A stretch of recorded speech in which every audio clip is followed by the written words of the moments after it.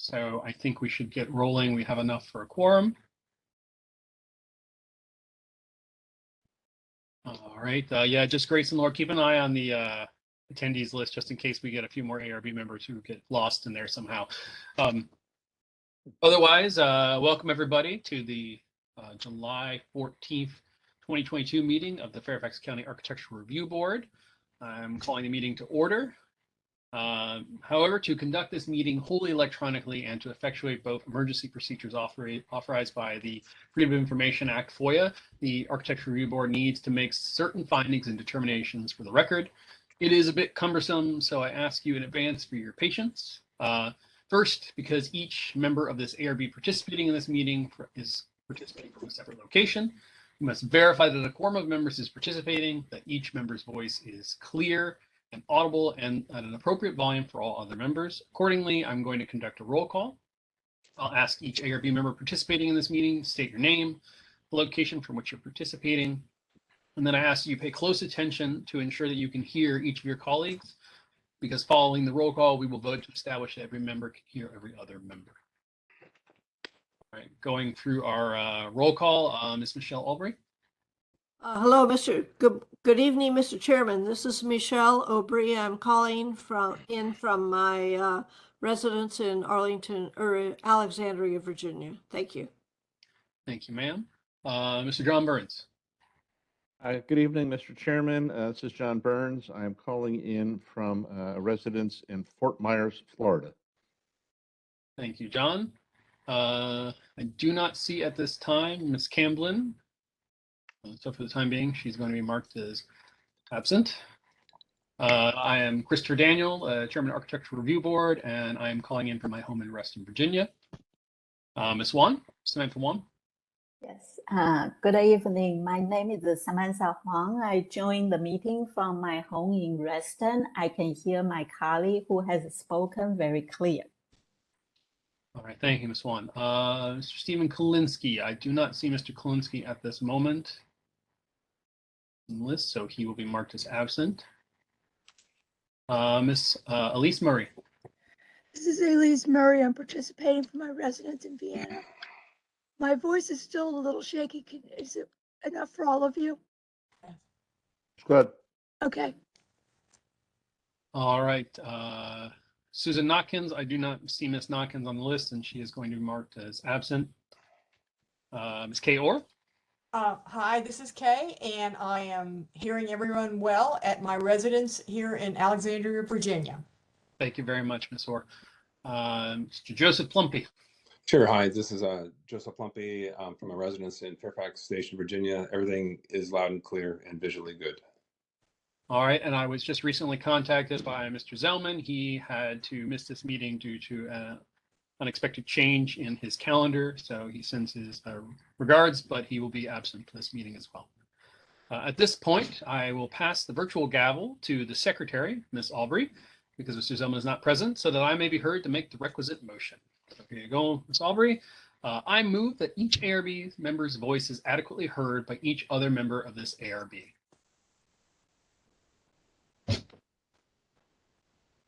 Is there a motion to verify the audibility of all the voices and the quorum? Yes, that's what I made. Quorum. I will second the motion. Thank you. All those in favor say aye. Aye. Aye. All those opposed say no. Any abstentions? The motion carries. All right. As determined by the roll call, 7 members of this ARB are present and therefore satisfy the ARB quorum minimum. The ARB bylaws state that a minimum of 6 members are required to determine a quorum. It is so moved. And once again, I will ask, we have determined that there are 7 members present, and therefore we meet the quorum. And there is a motion aboard. So is everybody Seconded. Second? Thank you, John. All those in favor? Aye. Aye. All those opposed? All those in absentia? The motion carries. All right, before we move to our third motion, I see that Mr. Kalinsky has joined us. Mr. Kalinsky, can you hear us? And can you indicate via audibly? Oh.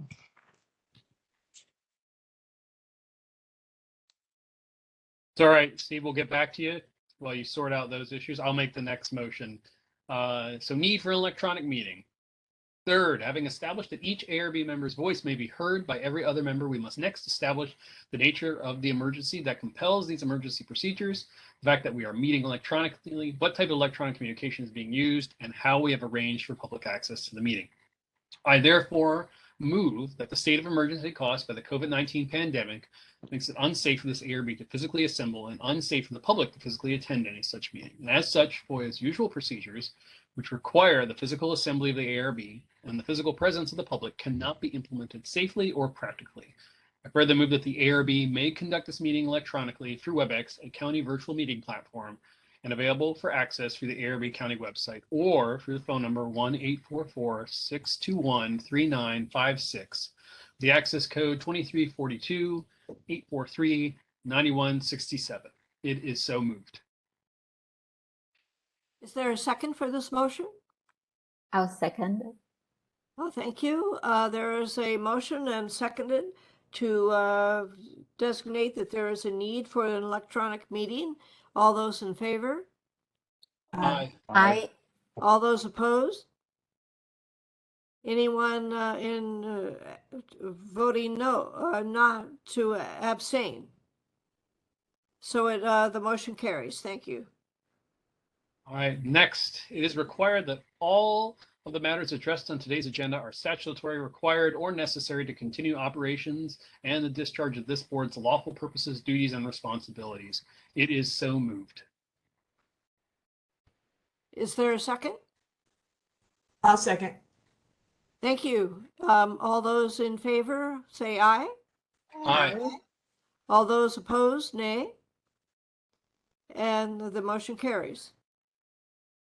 All right, last but not least, the ARB needs to determine how long each member of the public will be able to speak during public comment periods. The public will be allowed to comment after consent agenda items and after each action item as is standard ARB practice. I move that each member of the public will have 3 minutes to speak. Is there a second? I'll second it. Thank you. All those in favor, say aye. Aye. Aye. All those opposed, say nay. All those who are not voting? And the motion carries. All right, thank you, Ms. Aubrey. I'll take back the gavel from you. All right, next on the agenda, any virtual meeting WebEx information from staff?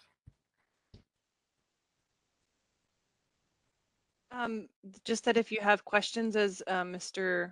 Daniel mentioned earlier, to put them in the chat and the Q&A, and we will be able to make sure. You can also raise your hand, as he mentioned as well, on the bottom right hand of the screen. Thank you. All right, thank you, Laura. And just before we go into the reading of statement of purpose, Mr. Kalinsky, why don't we try one more time to see if we can hear you?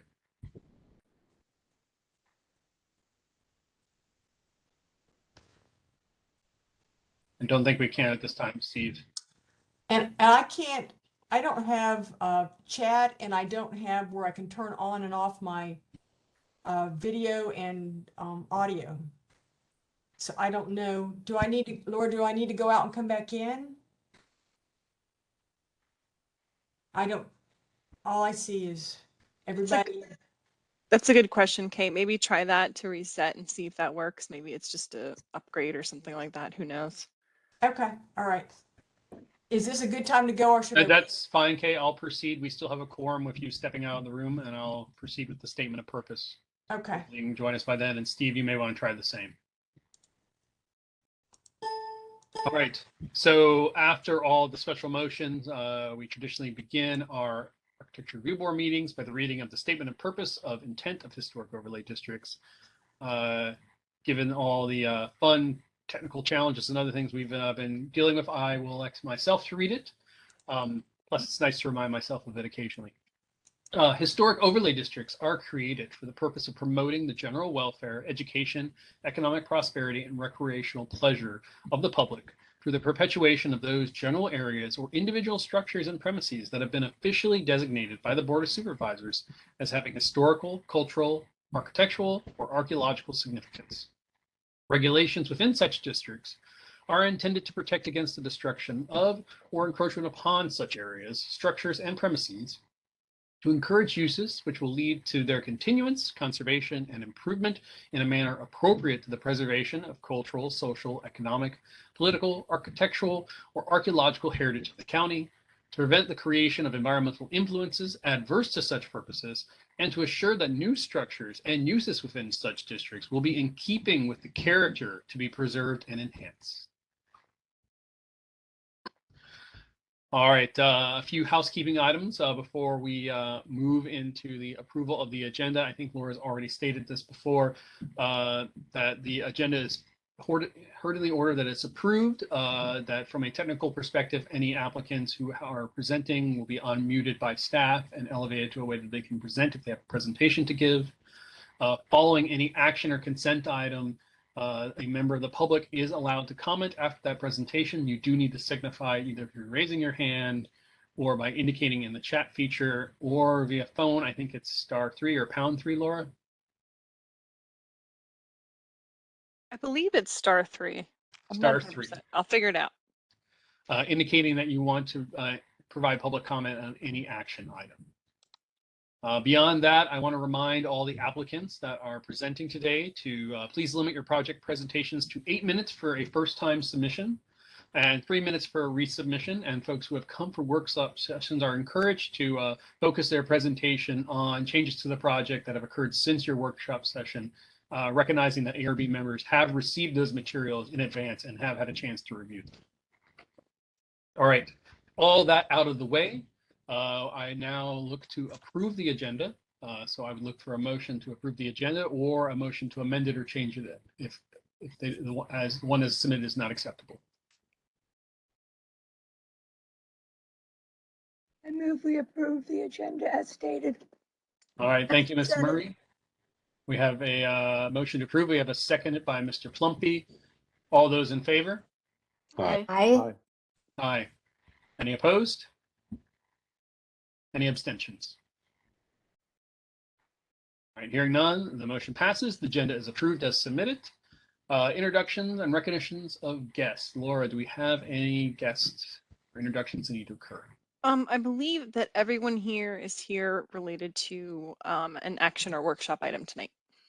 So no guests that I can. Oh, Megan was here last month, was she not? But anyway, I can introduce her again. Megan Riley, our new planning technician. She just started on June 6th.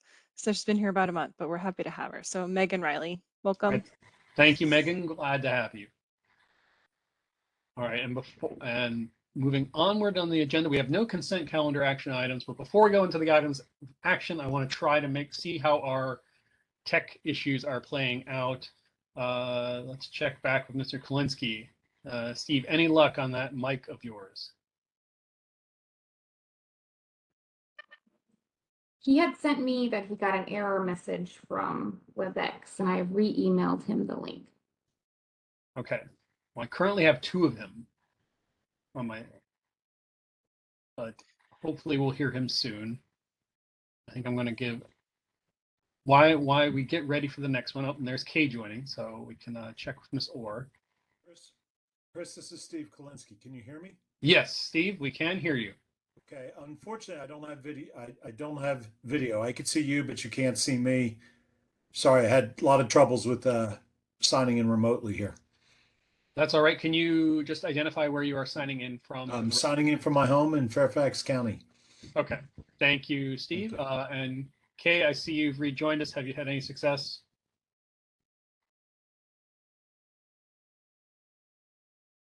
I don't know what else to do. So whatever. It's all right. We'll deal with it. Okay. Glad to have you here, though, Kay. Thank you. Thank you. All right, everyone. We'll try to soldier on with all the fun technicalities routing today. You know, Bastille Day. It's a day for challenges. All right, onward to our items for action. The first item up for action, item number 1, is ARB 2022 HOL 07, a proposed addition located at 7204 Beechwood Road in the Holland Hills Historic Overlay District. The applicant is proposing to renovate and construct an addition to an existing 2-story house. The addition would consist of a first floor entry foyer, office, partial second floor, primary bedroom, and bath. There'd be no modifications to site, landscape, or hardscape. Matthew Bischek represents the application.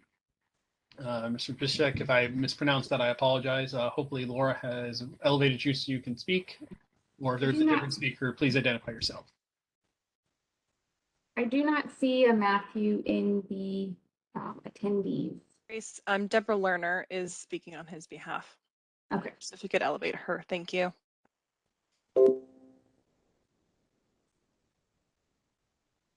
All right, Ms. Lerner, let me know when, after you've unmuted, we'll let you know if we can hear you.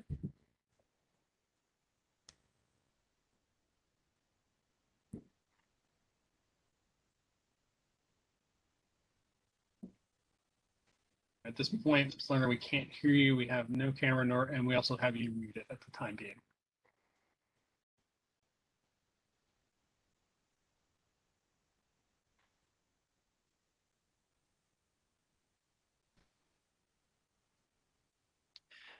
Grace, can you try to unmute her and see if that's part of the issue? Hi, I think I'm unmuted. Can you hear me now? Yes, we can hear you, Ms. Lerner. And I don't know if you can see me or not. We cannot see you. That's not a requirement, though, to present to the ARB. Don't worry about that. Okay. Though, if you do need to present, you'll have to let Grace and Laura know. Oh, we can't see you now. So, do you have a presentation that you need to show? I do. I'd love to share my screen. Can I go ahead and click that? If Grace is giving you that authority, then yes, proceed. And just as remember, try to focus the conversation on changes and revisions, and we'll let you know when you're getting close to time. Okay. Can everyone see my screen here? Yes. Okay, fantastic. You already told a little bit about the job as a little bit of a reminder from the last time we were here as a workshop, so I'll try not to be redundant, but the first page of our presentation just illustrates the change. This is the existing home on the left and the footprint of the new home on the right, just to illustrate that we're not adjusting any of the hardscape or landscape or whatnot, which you already mentioned. Thank you. Again, just as a quick primer, this is the new plan. The proposed addition on the first floor is this entryway and office that I'm circling with my mouse. Hopefully you can see that. And the pergola in the rear. And this second story is all new. This is the second story addition that we're referring to as well. The next page just makes it sort of really clear. The shaded portion is the proposed new addition, while the existing one-story area is not shaded. This is the east elevation and the west elevation, so you can really see how the addition dovetails over the existing first story, just as a reminder. And the form has not changed, you know, the dimensions and form has not changed since the workshop at all. Okay, so during the workshop meeting, there were a couple of concerns that were brought up. It was great feedback. The first I'd like to address, which was just the concern about whether the structural design can be figured out to support the architectural design of the home. These were submitted to you beforehand, and you mentioned that you guys have had time to review the new submission. So I don't know how detailed you'd like me to get regarding the structure, but I'm hopeful that these drawings that were submitted to you, that's the first floor and foundation, second floor framing, roof framing, gives you the confidence that the structure can support the design as we've presented it to you. So moving forward then, and again, we can touch on this when I'm done with my presentation if you have specific questions regarding the structure. The second concern was really regarding the fact that the previously exposed chimney on the street side of the house was being swallowed up by the new addition. And we really thought long and hard about this, about the feedback that you gave. And I'd like to illustrate for you two reasons why we still feel like this is an appropriate move to make on the addition. The first really centers around the fact that it's been done so many times in Holland Hills. In fact, it's so prolific that at this point, these first story entry and foyer additions that swallow up the chimney have become so prolific that I think you might even say it's part of the vernacular of the neighborhood now. I have 2 pages here of images, which are just a fraction of the homes in, around Holland Hills neighborhood who have done the same thing. And so you can see here where I circle with my mouse, these are all, you know, basically it's really the same move that people make with the foyer and the entry on the outside of the chimney. So what was previously exposed is no longer exposed. On the next page, I have 6 more. Sometimes it's an entryway, sometimes it's a carport, but you can start to see how it has become so common in Holland Hills. And the second reason why we'd still really like to entertain this idea is because we are turning it into a 2-story home, and a home that very much aligns with the scale, the proportion, the volumes of other 2-story homes directly adjacent and throughout the neighborhood in Holland Hills. And the reality is that many of the original 2-story home designs of Holland Hills actually had an internal chimney. In fact, these images are straight out of the ARB guidelines. You can see this is a great example here of a 2nd story that has the overhang, just like what we're proposing. And it has the internal chimney. That's the way it was originally designed. Same with these 2 homes. Again, these were just ones that I tore out of the guidelines. There are many around the neighborhood.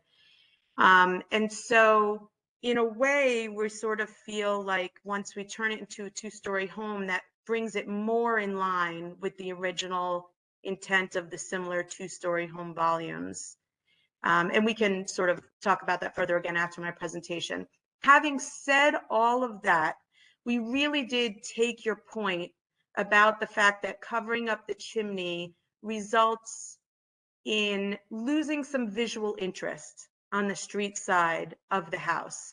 And so we worked a lot of different solutions here, and I'd like to present you with a couple here. We're thinking now, fenestration really wasn't doing the trick, you know, to activate that front elevation, that street facing elevation. But we're really thinking now that a simple material change might strike the right line that we need to here. And so what I'd like to show you are a few options here. These are some really nice renderings that my client did actually. This is the street view of the house. This is the existing home here. And this is the chimney that we're talking about. And here is the new proposed home. And we're talking about the idea of introducing, the existing house is painted tongue and groove wood. So we're talking about the idea of introducing just a stained tongue and groove wood. And you'll see we've got it really, honestly, we'd be happy with any extent of this wood. So these are 2 really great options. This one being the idea that that sort of front volume in front of the chimney becomes this different material. So there's a reason and a purpose for it. And here it is without the change in material, you know, which is okay too, but we're trying to really sort of, like I said, take your point about giving some visual interest to the street. Now the stains, here they are all side by side, and we can focus back more on this as well when we discuss it. But the idea, just real quickly, of stained tongue and groove wood is also really common. This isn't groundbreaking for Holland Hills. It's been done all over the neighborhood. Here are a few images at the top of the page of other homes, some that are additions and some that are not, that are just part of the existing home, that have the stained tongue and groove wood. So again, we're really making the effort to sort of activate that elevation while still keeping within the flavor of the neighborhood and be cohesive with the rest of the neighborhood. No, you know, nothing sort of brand new here. These are sort of material examples of that stained tongue and groove wood. And you've seen this page before, I presented it, but just as a refresher, these are the other materials that we're talking about on the house in conjunction with that. And in that way, I think that's probably a good place to stop and hand it over to you for discussion. I'm really hopeful that we've addressed the 2 concerns that came up during workshop, and I'd be happy to answer questions. All right, thank you, Ms. Lerner. First, before we get to any questions from ARB members, we first open it up to members of the public to see if they have any comments. So Laura or Grace, I'd have you tell me if in the chat we have any indications a member of the public has a comment. I don't believe so at this time. This is Laura. I don't see anyone asking Okay. for public comment. All right.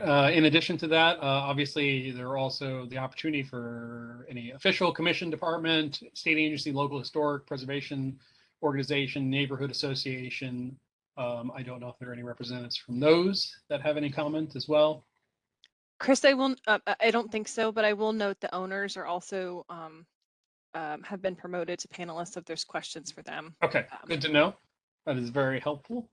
Seeing as I'm not seeing any hands up regarding any public comments or any organizational comments, I will now turn to our ARB members for questions. Please remember you either have to audibly indicate such or raise your hand via WebEx. I cannot always see you all on the screen, but I see Ms. Murray, you have your hand up, so I'm going to go to you first.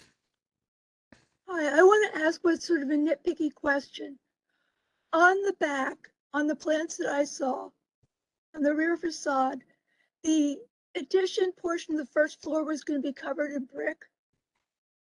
Have you dropped that? Yes, you're exactly right. And I apologize. In between the time I submitted to make the meeting and this presentation, we've really sort of refined that material selection and something that we think is really the strongest choice to be more consistent with the neighborhood. And so that elevation is incorrect. I have a revised elevation here ready if you're interested in seeing it. Again, that's not a problem. I have it here ready. No, I can grasp it. I just wanted to check because it jarred me a little, but thank you. That's all I have. All right, thank you, Ms. Murray. Look to see if there are any other ARB members that might have a comment at this time. Mr. Daniel, this is Laura. If I could, Ms. Lerner, can you please send me the revised version without the brick on it so I can stamp it for final if we get that far? Absolutely. And I'd like whatever comments come out of today, I can absolutely, because I know I'm sort of giving you choices. I'll update that and send it right to you. Thank you. All right, well, Chris, can you hear me? This is Steve Kolinsky. Yes, Steve, I can hear you. So by all means, please proceed. So I just I'd like to throw my 2 cents in. I first off, I think the improvements made a big difference here. Very happy to see them. But with Ms. Lerner, the idea of the new vernacular that's been created with enclosing entries and hiding chimneys, I think that's one of the reasons why there is now a historic district. We're trying to prevent we're trying to keep the existing vernacular and work within that realm or close to it. So, but your second floor argument of adding it and enclosing the chimneys, I would say a much more persuasive elevation. And that combined with treating the end condition with, me personally, I think the wood panel is a way to go. Your earlier submission that had the painted panels throughout, that's what intrigued me the most. If you're going to do this, and this is going to be something new, referencing back some of the other things that have been done in the district, I think are great. That tells me this wasn't original. When you would look at that, and if you did paint those panels in that way, you would know, if you did a deep dive on the history here, you'd know that wasn't original, but you'd still know it's one of those elements. So similarly, what you're suggesting with the wood panels stained, I think kind of create the same effect. And the wood panel, the first on the 3 slides that you show, or the 3 options that you show, I think is the closest to that. And that would be my favor, because it says, yes, this is definitely, Holland Hills House, a Goodman design, but it's been refreshed a little with some nice, design touches. So I'm in favor of what you've got presented here tonight. I would like to see it with the wood panel if I had my way. Thank you. Thank you. All right, I think I'll jump in and give my 10 cents, since I think I'm gonna have some similar comments that'll ride along with Mr. Kalinsky. So I appreciate your response to our feedback at from the workshop session. I don't think I am as on board as Mr. Kalinsky is, however, though, because while I appreciate that there are houses that have done this, this is a position I've taken in other HODs, that just because something was done previously doesn't make it now the acceptable norm, unless that is also part of the new historic district. And those additions, I believe, based on the nomination, are not, considered contributing portions of those. On the other hand, showing that this panel siding is definitely a much more novel approach to flagging that this is something different. So I do definitely appreciate that, and I think that definitely does draw some attention to the fact that this is a new addition, because while seeing that there are 2 addition houses that have the chimney in that fashion is there, and that's great, I don't want to get in a false historicism situation either, where we create a house that looks like it was always a 2-story one, and from the outsider perspective, that's, ultimately we just created what someone would love to have had, but they couldn't obviously own just because of, circumstances. And instead, the final kind of situation you presented is a little bit more palatable. I still feel it's a pretty dominant structure as a 2nd-story addition. So I'm not necessarily, I'll highlight that while there is a design board that reviews Holland Hills, they review from a very different perspective than the ARB does from a preservation perspective. And so there's a lot of material that's going to go away, and it's a new addition that I feel like is not something that I'm very supportive of. From the perspective of Mr. Kalinsky's comment on the paneling, I also agree that if something like this did come forward, I'd rather see paneling, because I think it does draw a distinction there. Those are the comments I have at the moment. I wonder if there are any other ARB members that have comments on the submission.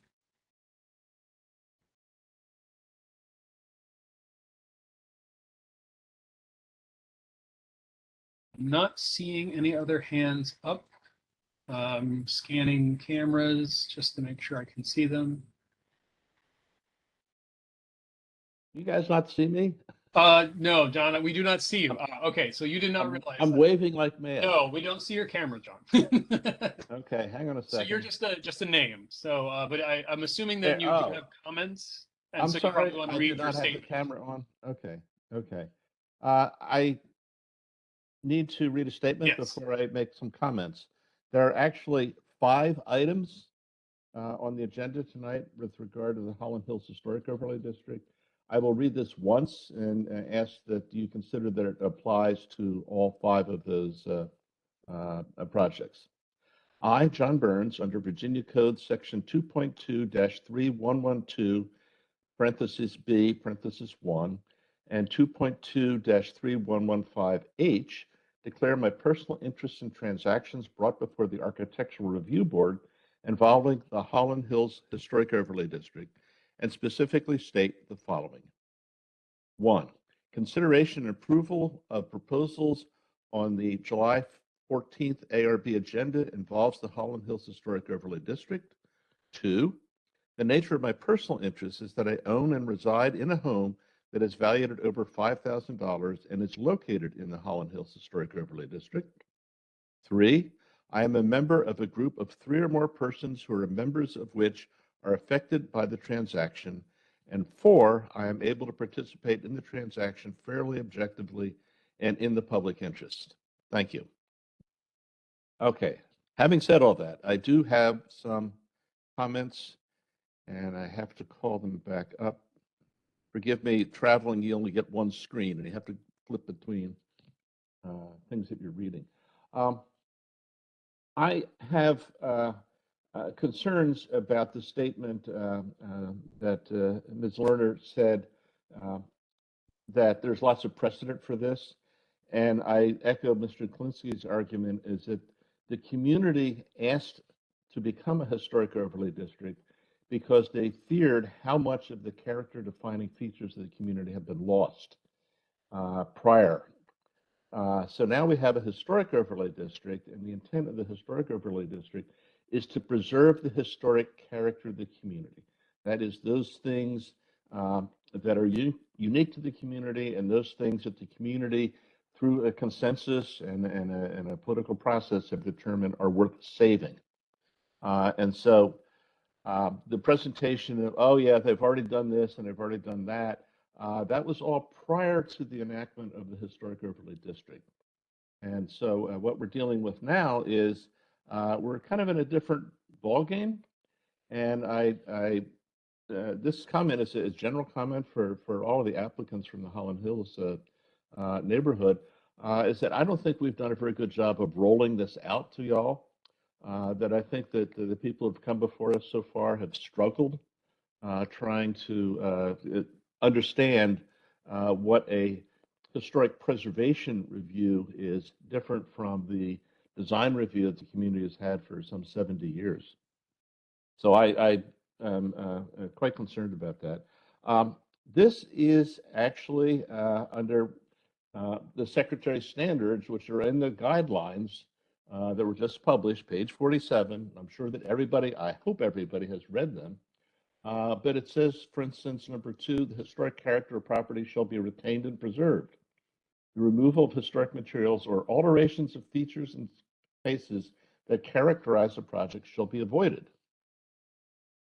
Also says, standard 5, the distinctive features, finishes, and construction techniques are examples of craftsmanship that characterize the historic property shall be preserved. And then with regard to new additions, it says new additions, exterior alterations, or related new construction shall not destroy historic material that characterize the property. The new work shall be differentiated from the old and shall be compatible with the massing, size, scale, and architectural features to protect the historic integrity of the property and its environment. I don't think this does any of those. This is reality. This is a rooftop addition.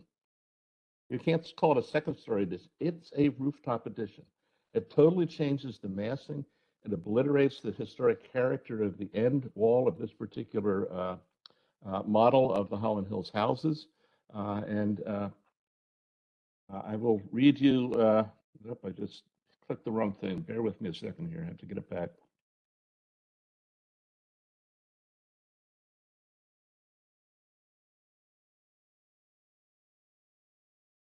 That those standards I just cited, there's some interpretive data that's available from the National Park Service, and that says, with regard to rooftop additions, the guidelines for rehabilitating historic buildings recommend that new rooftop additions be designed so that they're inconspicuous from the public right-of-way, are set back from the primary elevation of the building, and do not damage character-defining features of the historic building. This nails all three, and for that reason, Mr. Chairman, I could not support this application.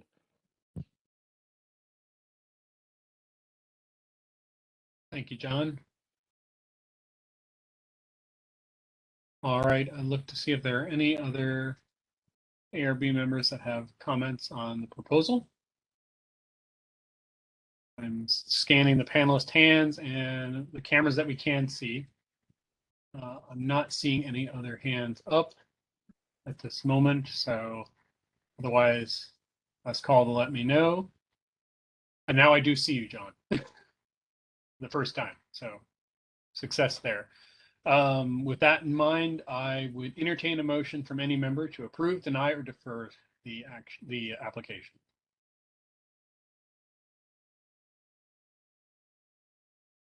And I remind you, as the chair, I cannot make motions. May I just make, Yes. am I allowed to make one Yes, more absolutely, comment? Ms. just Lerner. You before? definitely are allowed to raise comments or questions during this.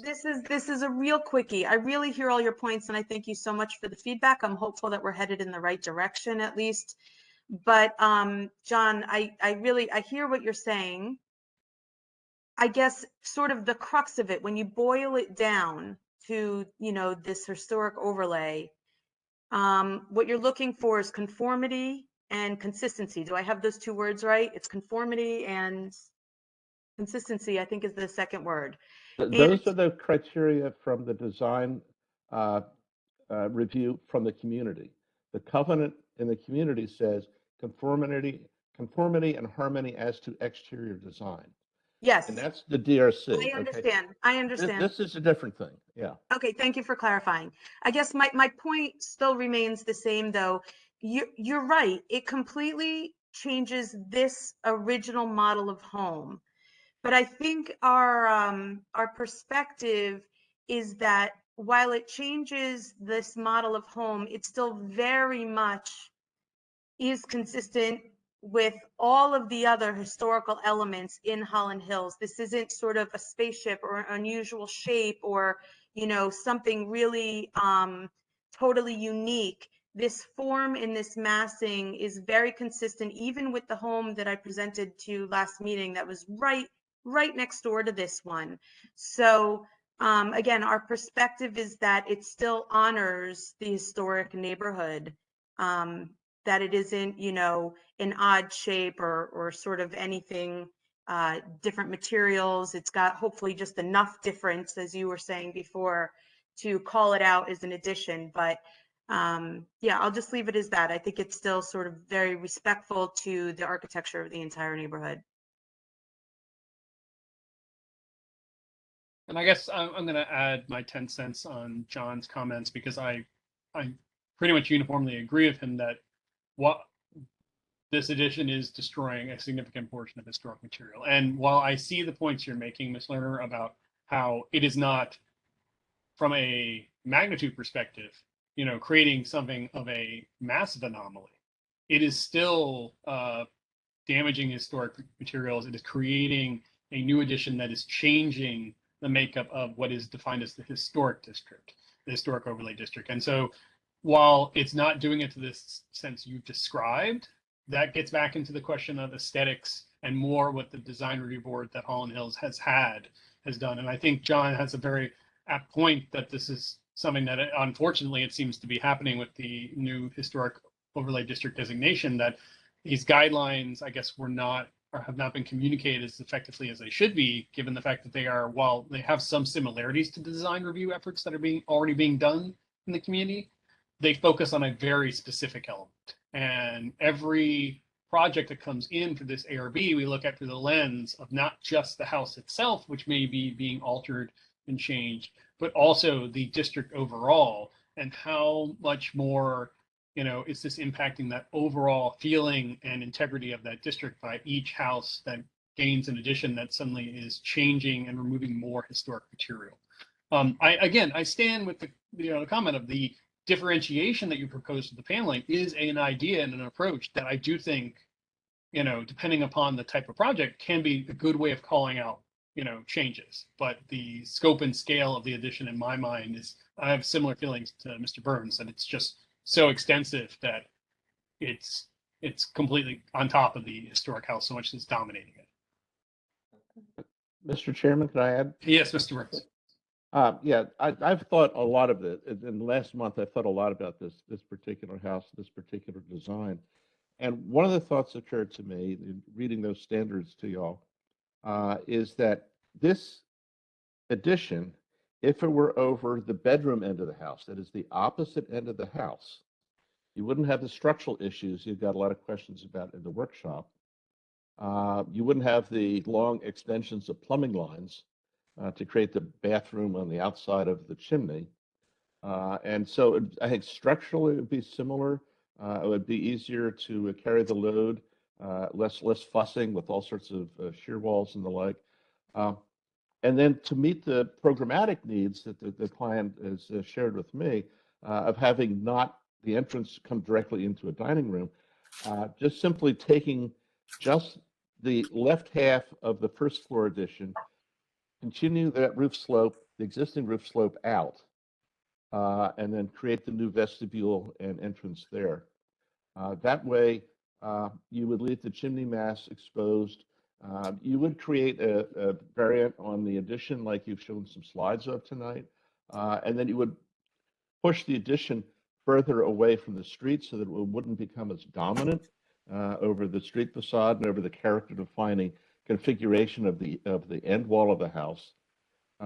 And there you could use the differential materials that you presented to us tonight as a means of differentiating that. This is something new. This isn't part of the original house. You don't want to pretend like this was always a two-story house. And if you do it with slightly different materials on that two-story addition, push it further back, I think that that's something that I could find myself accepting as meeting these standards. Can I go ahead? Or the owners here. Oh, yes, yes. Just please introduce yourself. Sorry. It's just sorry. It's kind of exciting to be on this side of the table. I'm usually on Deborah's spot for historical reviews for other things. But just play devil's advocate here. Reading into like some of this text, you know, the way it's written, you know, the general guidelines for rehabilitating historic buildings recommend that the new rooftop additions be designed so they're inconspicuous. It's a recommendation. It also says the rooftop additions are almost never appropriate for buildings less than 4 stories high. So just to throw out some other things in there. But I think it is very, you know, compatible with the size, scale, and color material of the historical property and the district itself, where it says just above that. Yeah. Thank you. Thank you very much. I appreciate you providing your perspective on it too as well. Yep. I'm looking just to see if there's any other members that have any comments, or Ms. Lerner, I know we've given you a lot of feedback as well. If you had anything else you wanted to add, particularly Mr. Burns provided some suggestions of design revisions that I don't know if those are palatable ones, but obviously I don't know if you your hand is perpetually up for me, so I can want you to Oh, I'm so always have a sorry. I must response, have. or I just don't want to skip over you. Or No. I'm so sorry. It must have been left up from when I was trying to get the camera working. I apologize. No. Okay. All right. Well, I'm not seeing any other member indicating they have comments. So again, I would entertain a motion to approve, deny, or defer.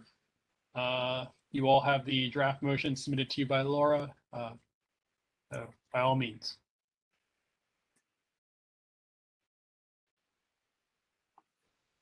Mr. Daniel, this is Steve Kalinsky. Can we ask the applicant if they're willing to restudy?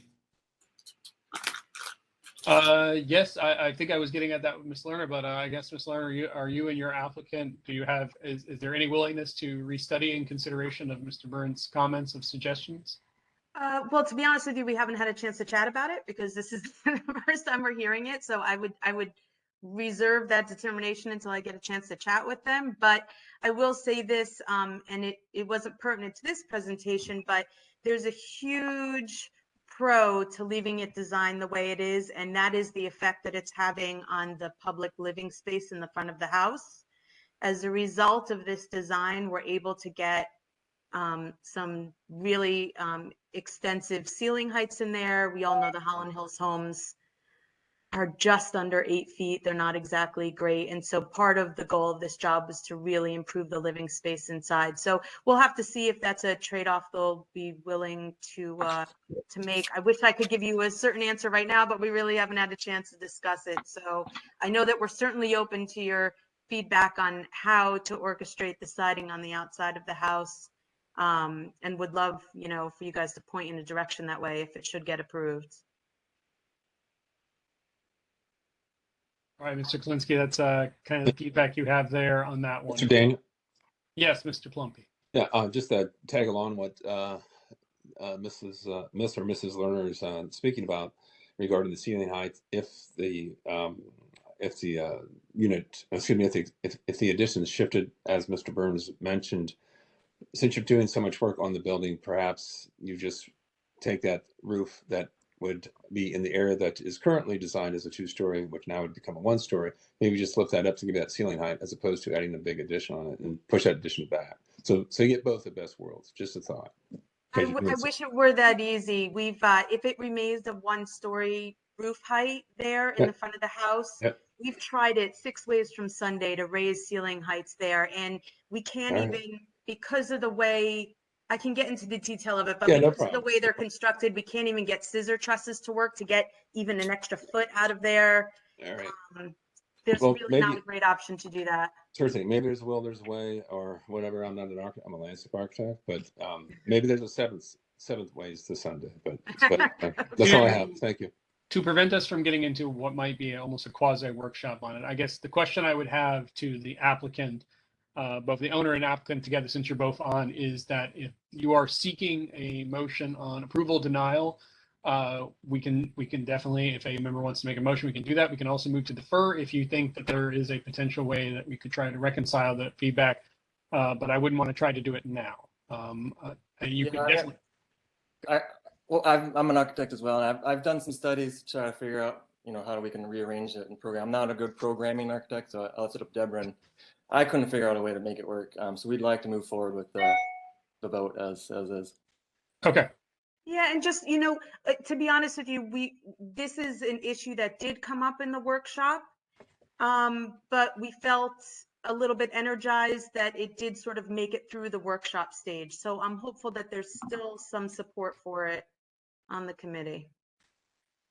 Well, thank you for the clarity that you definitely want it as something for consideration for approval or denial. I'll highlight workshops don't get any votes, so anything can make it through a workshop doesn't mean it makes it through Thank you for happily clarifying. necessarily. So again, I would look for a member if there is a motion on this application. The applicant has indicated that they are not really wanting to seek to defer, so in their motion to approve or deny.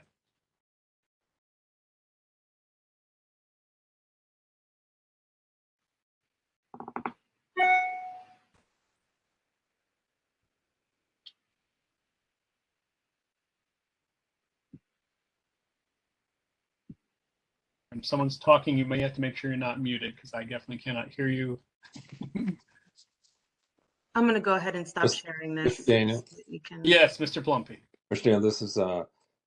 Plumpy. I'd like to make a motion so we can at least get a vote on it for approval of ARB item ARB 22-HOL-07 located at 1704 Beechwood Road, Alexandria, Virginia 22307, tax map 0933040217 in the Holland Hills Historic Overlay District for the proposed construction of the new addition as submitted and presented at the July 14th, 2022 ARB meeting.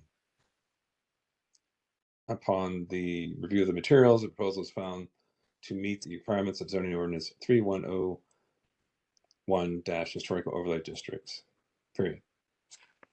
I have a motion. Is there a second? I'll second it, Mr. Chairman. Seconded by Ms. Murray. I'm Mr. Plumpy and Ms. Murray. I'm going to request a friendly amendment at a minimum that we provide some conditional feedback on siding, which is something the applicant sought input on. That was Ms. Aubrey. Oh, Ms. Aubrey, sorry.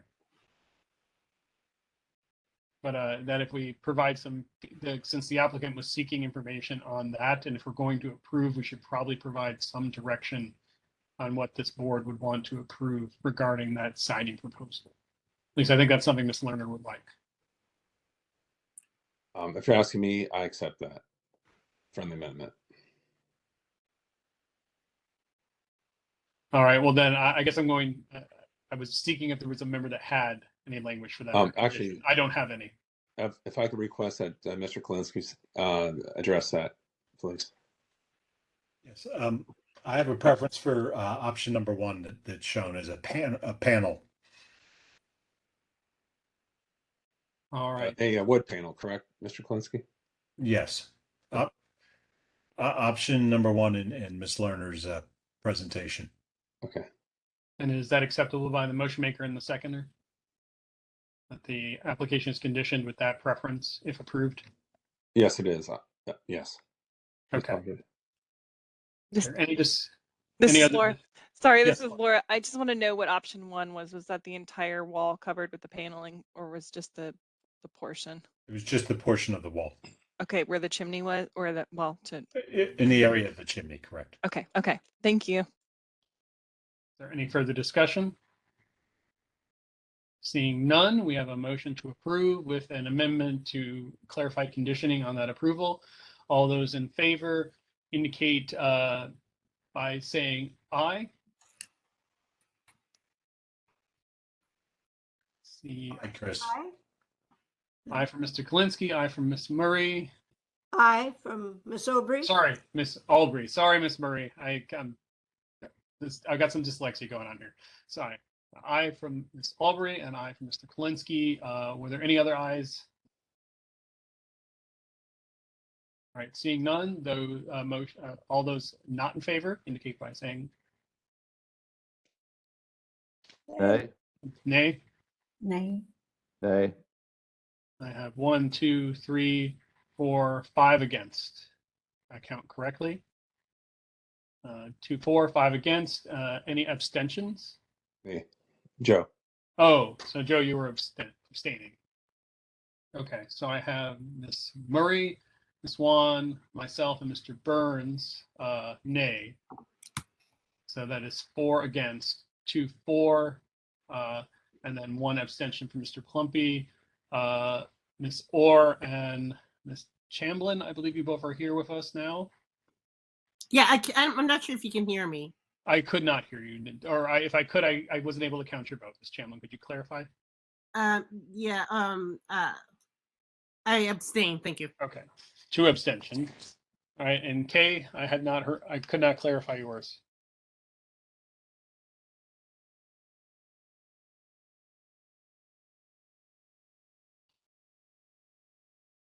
Miss Orr, are you there?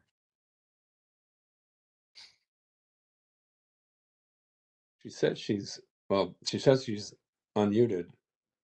Having issues, can hear you. Okay. Ms. Orr, can you indicate if you were a aye, nay, or abstention via the chat? Abstain. Okay. So I have 2, 4, 4 against, and 3 abstentions. The motion fails. Laura, do we need to have an motion for denial? Or is a motion for the application failing acceptable? That's acceptable. Is it too late to make a motion to defer?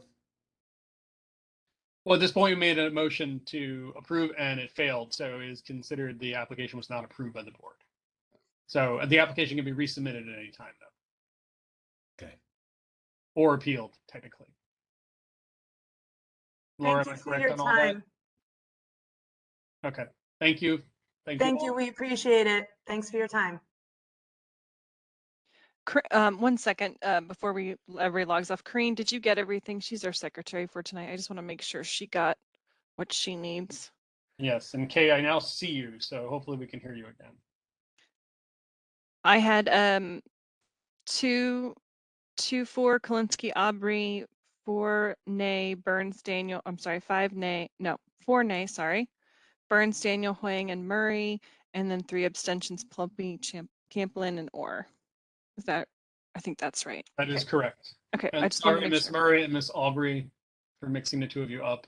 You both are right next to each other, and I think a little of my dyslexia is showing off and flipping your cameras.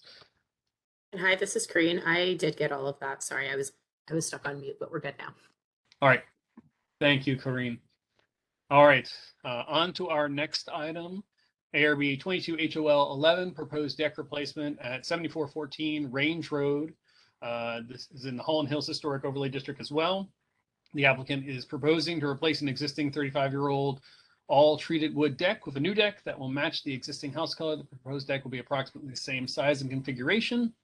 No changes are being made to the house structure. Stephen A. Larson represents the application. Mr. Larson, are you there and can you hear me?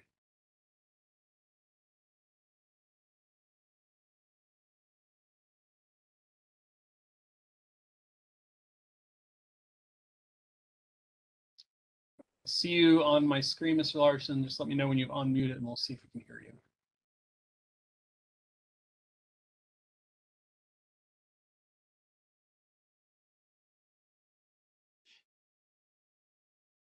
And Grace, you may have to unmute him just to. I can't unmute. All right. Nope, we can hear that? you now, Mr. Is that Larson. better? Yes. Very good. Thank you. All right. Do you have a presentation that you need to show, or is there something that Laura or Grace need to pull up for you? I would like to just share my screen and go through the application and some architectural plans I've got that I did submit with the application there, if that works for you. Sure. And as I remind everyone, since it's a new presentation, you'll have 8 minutes. I'll let you know if you start to get close to time, and you should see soon a button to share that should come up. Thank you. And I have given you presenter abilities. Thank you, Grace.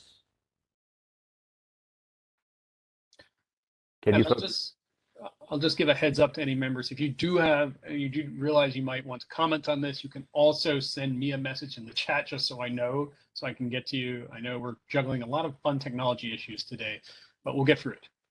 And then Mr. Larson, just let us know if you're running any technical issues. We'll try to see if we can surmount them. Can you see my screen now? I can see you, but at this moment we cannot see your screen. I'm supposed to get a share button up on my screen. Oh, there it is.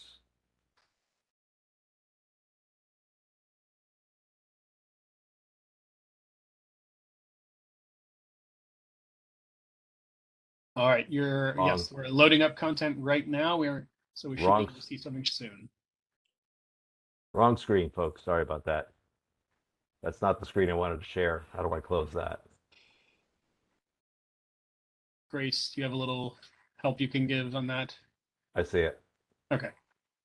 Glad to know we're giving info to the applicants, though. Sorry about that. All right. I've actually not given a presentation on WebEx, so I don't know how. Oh, okay, great. Sorry to put you in a hot seat on that one. No worries.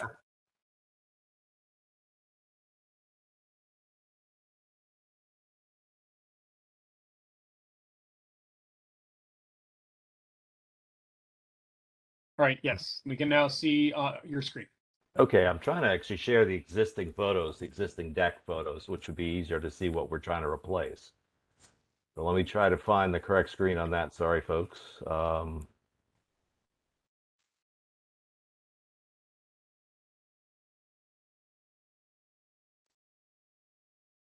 Again, wrong one. I apologize, folks.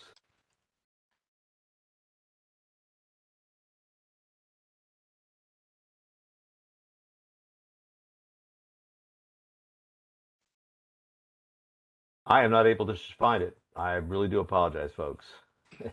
That's all right. Is it possible, Laura and/or Grace, could you all? We should have all the content that you've sent, so hopefully Well, why don't I we'll just pull it up for you if you want. Talk through the content. By all means. If you go to the justification, the application I made towards the end of the document is are photos of the existing deck that you can see that was built in the 1980s. Just give me 1 second. I'm navigating to it. And Grace, I think you have to make me presenter. But feel free, Mr. Larson, to talk us through it. Since we do all have it, we can definitely. Anyway, this is a house was built in 1968 at the very tail end of the Holland Hills development. I think it's a unit 2B42. It had an existing deck at the front of the house with the entry.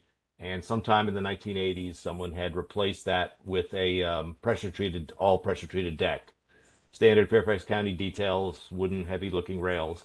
So the homeowners, the Molnars, are now looking to propose to replace that deck with something more congruent with mass scale, everything, and more materials that would have been more congruent with an original Holland Hills house. And that is a deck with a cable rail system by a company called View Rail. I think a lot of architects are probably familiar with that.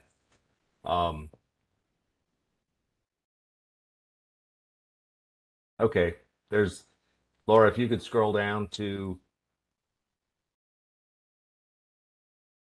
actually the existing, these are photos of the View Rail system. It's a 2x2 inch powder coated aluminum rail. If you could scroll down, Laura. There. There's the architectural plans. Okay. Let me talk from this page. Let me start on this page, Laura. Just keep it right there. Okay. The existing deck that's there now is the dotted line, as you can see on the plan view there. So we are proposing, and the steps are actually going to be going exactly in the same location.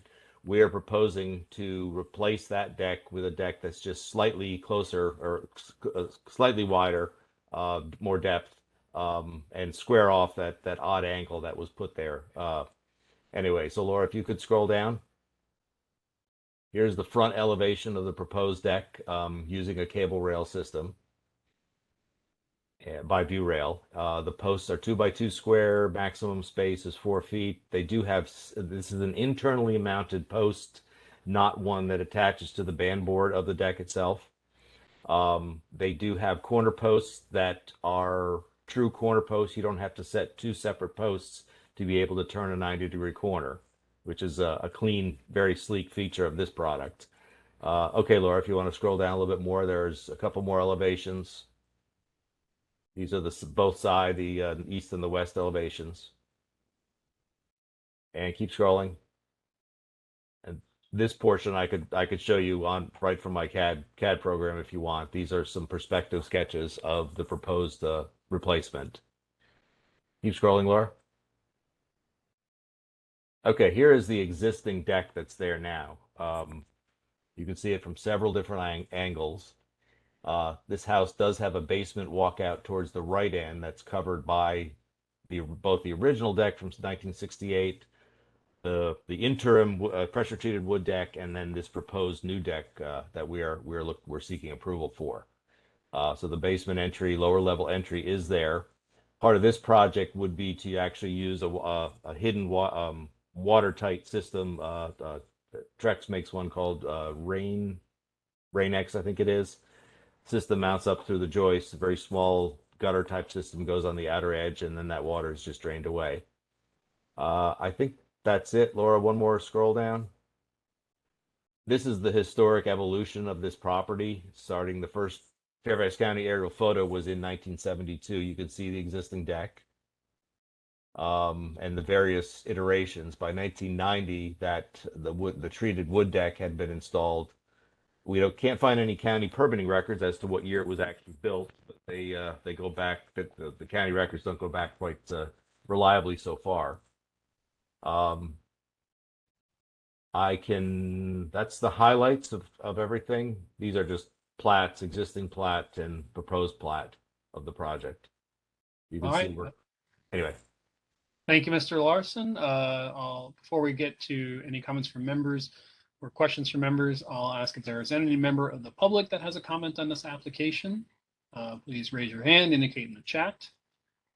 And also, as just a reminder, if there is any organization, neighborhood association that has a comment or anything to provide as well, we'll also get to you before we get to the ARB members.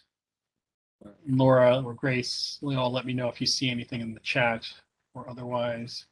Yes, Barbara Ward has her hand up, so I will unmute her. All right. Ms. Ward, can you hear me?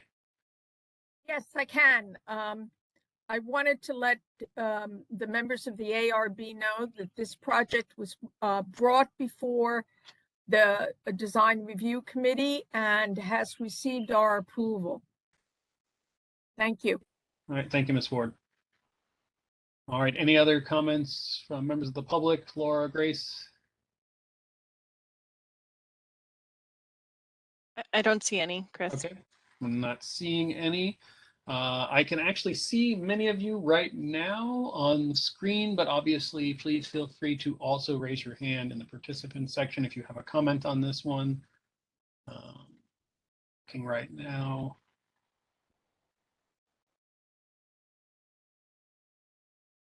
Seeing anyone on my screen? Oh, John, I see your hand this time. Okay, it helps to have my camera on. It makes it easier to see the hand. Yeah, thank you, Mr. Chairman. I am very pleased with this proposal. One of the things I hope that people are inspired to do if they're working with houses in Holland Hills is if they have features that were added to their houses that really aren't compatible with the restrained style of the houses. And I think pressure treated decking is one that wasn't around when these houses were first constructed, and move to a more elegant and also in this case less geometrically awkward shape for the plan of the deck. I think that this is a significant improvement on the streetscape of this house from the current existing conditions. Thank you. Thanks, John.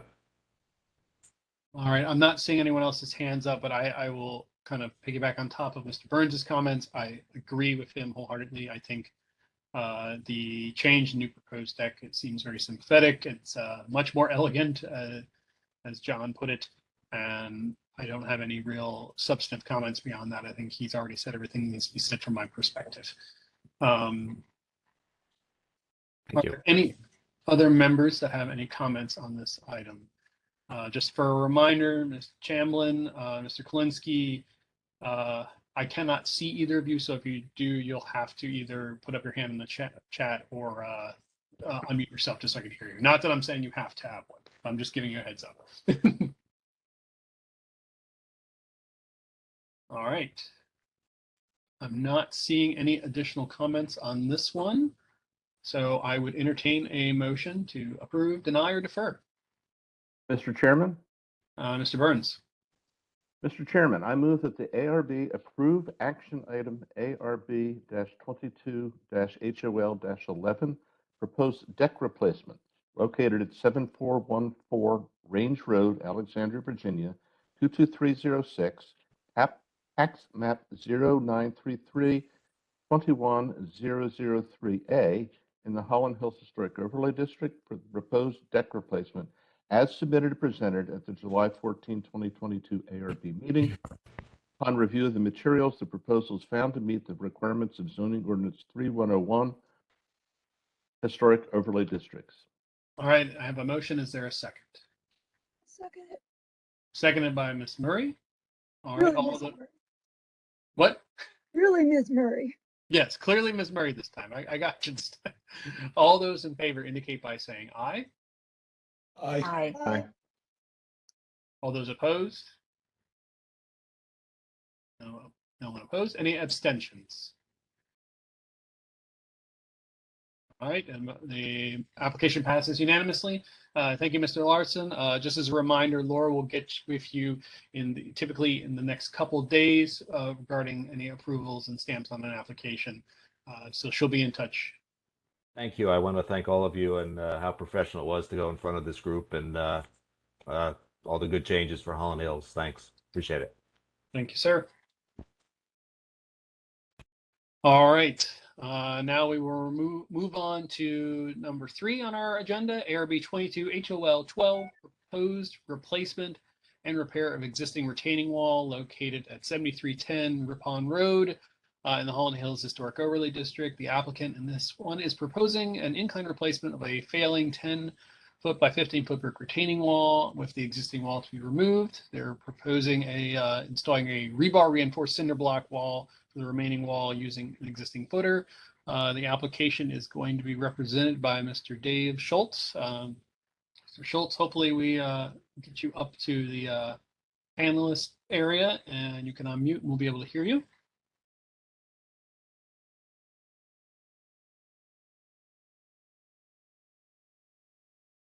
And Grace, I think we're learning we may have to unmute folks who come up from there because I think that's what's had to happen the past few times.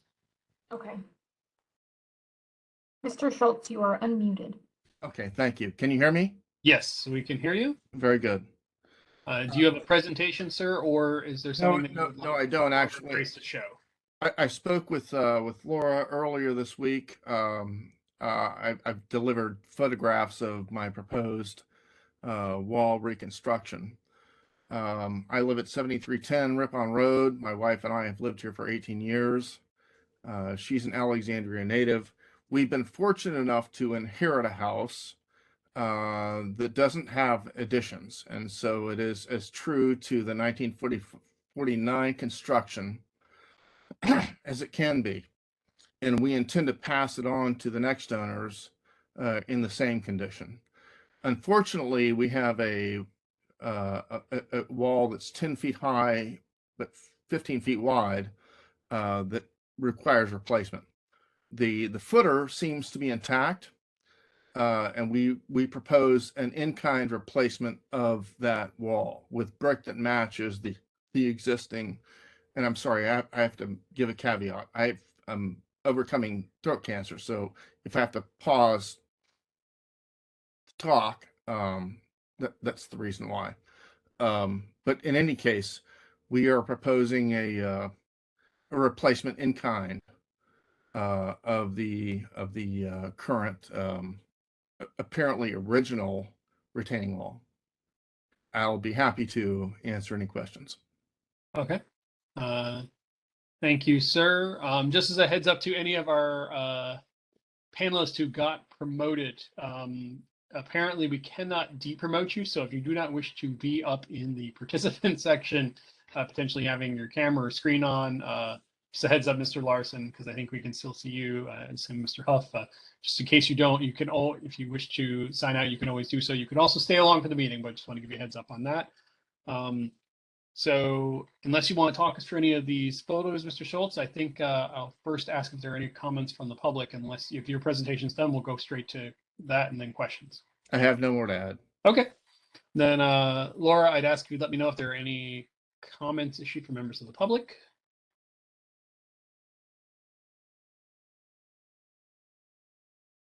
I see. I gotta check because I'm sharing. Okay, well, I see that I can look as well. I see Miss Ward has her hand up, but I don't know if that's a legacy hand from last time. That is a legacy. All right. I'm not seeing any hands up on my end. Laura, looking right now. Yeah, I don't see any either. All right. Then I would turn to any of the members if you have any comments on this item. I don't see any hands up at the moment. Mr. Chairman? Mr. Kalinsky, by all means. Yeah, unless there's any other discussion, I'd like to propose a motion for approval. Miss Orr has her hand up. Okay, I'll let her have her say. I cannot hear you, Kay. Maybe I won't let her have her say.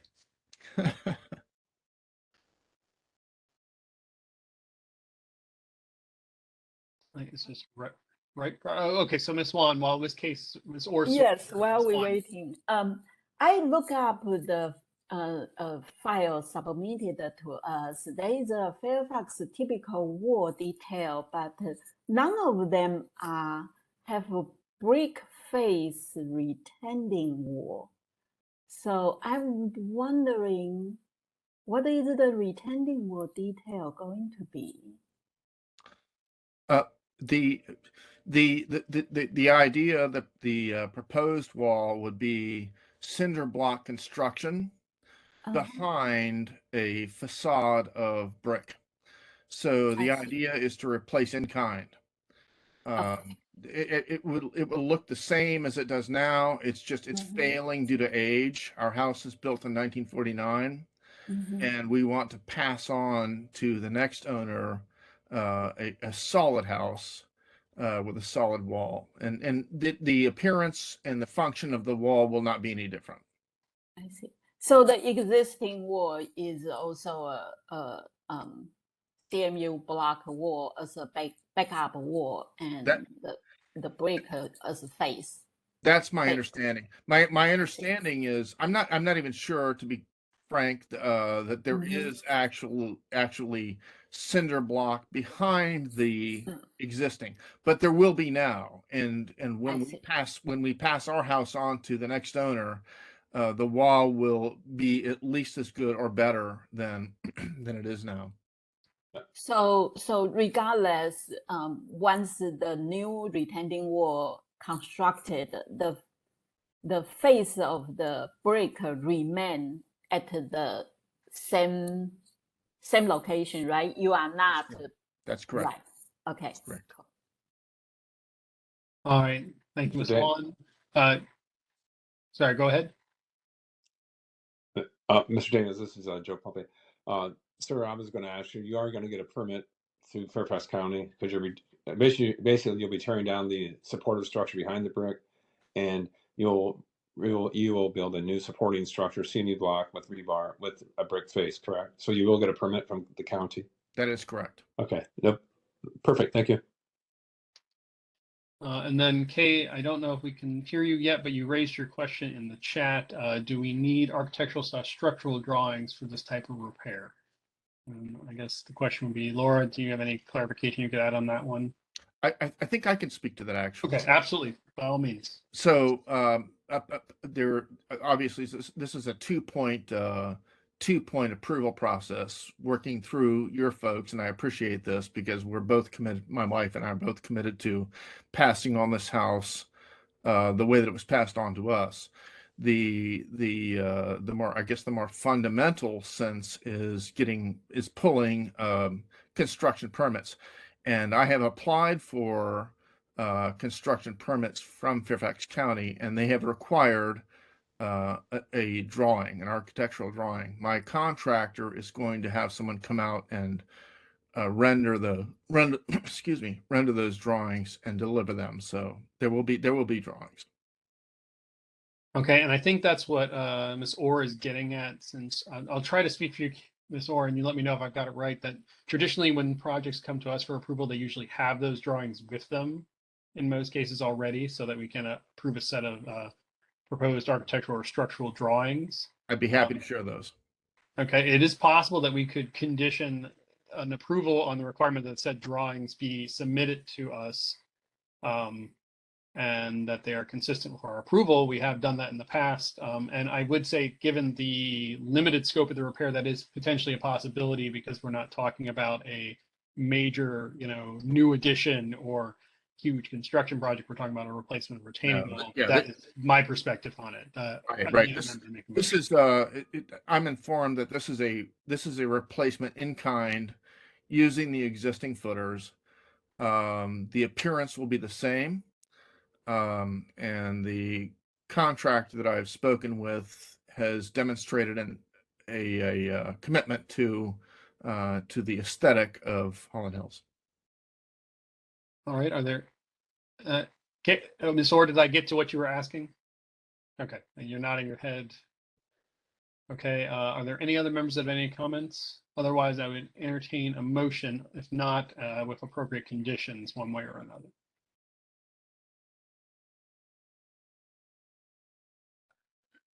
All right, Chris, I'd give me a second here if you don't mind, because I'm working to multiple screens, but I would like to propose a motion here. Okay, Mr. Chairman, I move that the ARB approve action item ARB 22-HOL-12- wall located at 7310 Ripon Road, Alexandria, Virginia 22307. Tax map 0934050012 in the Holland Hills Historic Overlay District, with proposed retaining wall repair and replacement as submitted and presented at the July 14th, 2022 ARB meeting, subject to the following condition: that proper construction drawings will be submitted for the ARB staff to review to be consistent with our approval tonight. Upon review of the materials, the proposal is found to meet the requirements of zoning ordinance 3101-historic overlay districts. All right, we have a motion. Is there a second?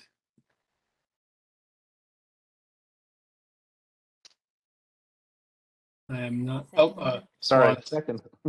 Oh, sorry, Ms. Swan seconded first. So, all right. Any discussion? Can I get clarification? Sorry. Yes. Sorry, as I'm approving this down, as Denise and I are approving this down the road. Kay, is your main concern with the brick type and color or something like that? I don't know if you can provide any further detail, or I will be coming back to ask you when it comes in for conformance to make sure it's okay, but that's an option too. I think the problem is we can't hear Kay at the moment due to audio. Yeah, she's putting a You have chat. to type it. If I can add to assist, Sure. to assist the conversation, the proposed brick will be the same brick, I'm told by the contractor, as the brick that was used in the current patio that's behind the wall. So it will be consistent.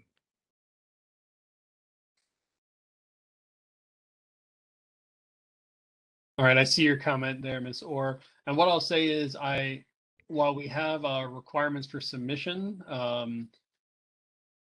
I will say they are not hard and fast if staff feels that they've gotten something that can come forward to us for action. But I do agree with you that I think there needs to be conditions on it. And I always like a full package. I'd rather approve something that's got everything here with me. And so in my mind, if it's gonna come through with other information we provided, there's gonna have to be a condition. I actually personally prefer a condition. That means it comes back to us when that material comes in. I think it's a second swipe. So to interrupt you, if you don't mind, I'm looking at the comments and I see we don't approve based on a promise. I just think applications should be complete and not up to staff to verify. Is there a requirement on my part to provide more information? So on our website, for submission materials, we ask for construction drawings to be provided when those are required. And while you provided the recommended sheets for Fairfax County, since you're being required to provide those are normally, we would see those at the same time before you went to the building permit office. So Ms. Orr, if I understand expressing frustration over, is that if we provided approval with a condition, we're asking staff to make sure that you then go through on that. Whether or not, and I don't think the indication is that we don't doubt that you would, but from a procedural perspective, we should try to be consistent on how we approve things. So from a procedural respect, what do I need to provide? Drawings? It would be those drawings provided by your contractor. Okay. You would bring those in as well as any material information, which I think you've indicated you're going to match the brick, which would be the brick type and information. Right. We don't need a brick sample anymore because we're not here in person. So it would just be information on what that would be. So everything that you would be providing to the building permits folks. Right. So if I'm understanding you correctly, the provision of a drawing of the proposed change or replacement would be sufficient to have approval. Is that right? Based on what I'm seeing from the membership, I don't think there's any any objections to your proposal. Okay. From the concept, but I think from a procedural perspective, the drawings not being here is what is creating a problem, particularly for Ms. Orr. And I would have to agree with her. It does create a concern for me too. So we could obviously we have a motion on the floor, but we could also have you submit with those drawings potentially as a consent item when they come in. And the drawings will be dimensional. Yes. And so what I'm suggesting is that you could, once those drawings are provided to you, provide them for our August meeting as a consent item potentially, since we've already indicated the ability that the board members would approve it. If they match what you said, they would be approved at the beginning of the meeting, most likely. Thank you. That's all I have. All right, so I guess I would look to Mr. Kalinsky and Ms. Swan or any members. We have a motion on the floor. Or is there any additional discussion on this, or does the motion need to be amended? Again, I'm in an awkward position because we have a motion to approve right now of conditions. And so we either vote on it or it has. Mr. Daniels, if I can amend my original motion. Yes, Mr. Kalinsky. Do I need to read the whole thing? Shall I read the whole thing? Yes, I think if you can, yes, please do. Okay. Mr. Chairman, I move that I actually have a question for you because of how to state this if it's going to be based on a consent item on the next meeting. Well, we would leave that judgment to staff. If the material submitted met requirements based on this meeting, Laura and Denise could place it in a consent item if they felt it was appropriate. If the ARB feels like we want to vote to defer until those materials are submitted, we could direct that intent. Okay. Mr. Chairman, I move that the ARB approve action item ARB 22-HOL-12- wall located at 7310 Ripon Road, Alexandria, Virginia 22307, tax map 0934050012 in the Holland Hills Historic Overlay District for the proposed retaining wall repair and replacement as submitted and presented at the July 14th, 2022 ARB meeting subject to the following conditions, that the drawings will be provided to staff, and if staff deems them appropriate to what was approved tonight, they will be placed on the consent calendar at the next available meeting. And upon review of the materials, the proposals found to meet the requirements of zoning ordinance 3101-historic overlay districts. Is there a second? I will second that. Seconded again by Ms. Swan. Is there any discussion?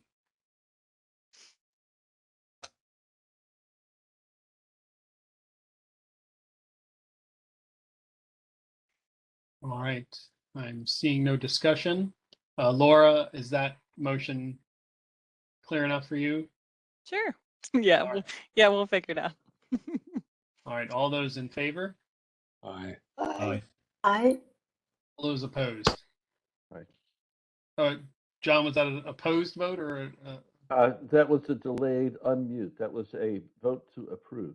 all right, and any abstentions? I am abstaining. All right, and then I see from Ms. Camplin, she is also in favor, so let that be counted. All right. Technical woes, we are having them left and right. On to our fourth item.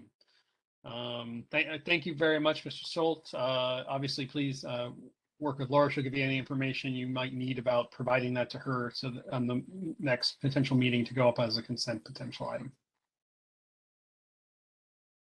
All right, our next item on our agenda, last on the action, is ARB 22 PHC 02, proposed new deck at 9200 Treasure Oak Court in the Pohick Church Historic Overlay District. The applicant is proposing to construct a new 12 by 26-foot deck with steps.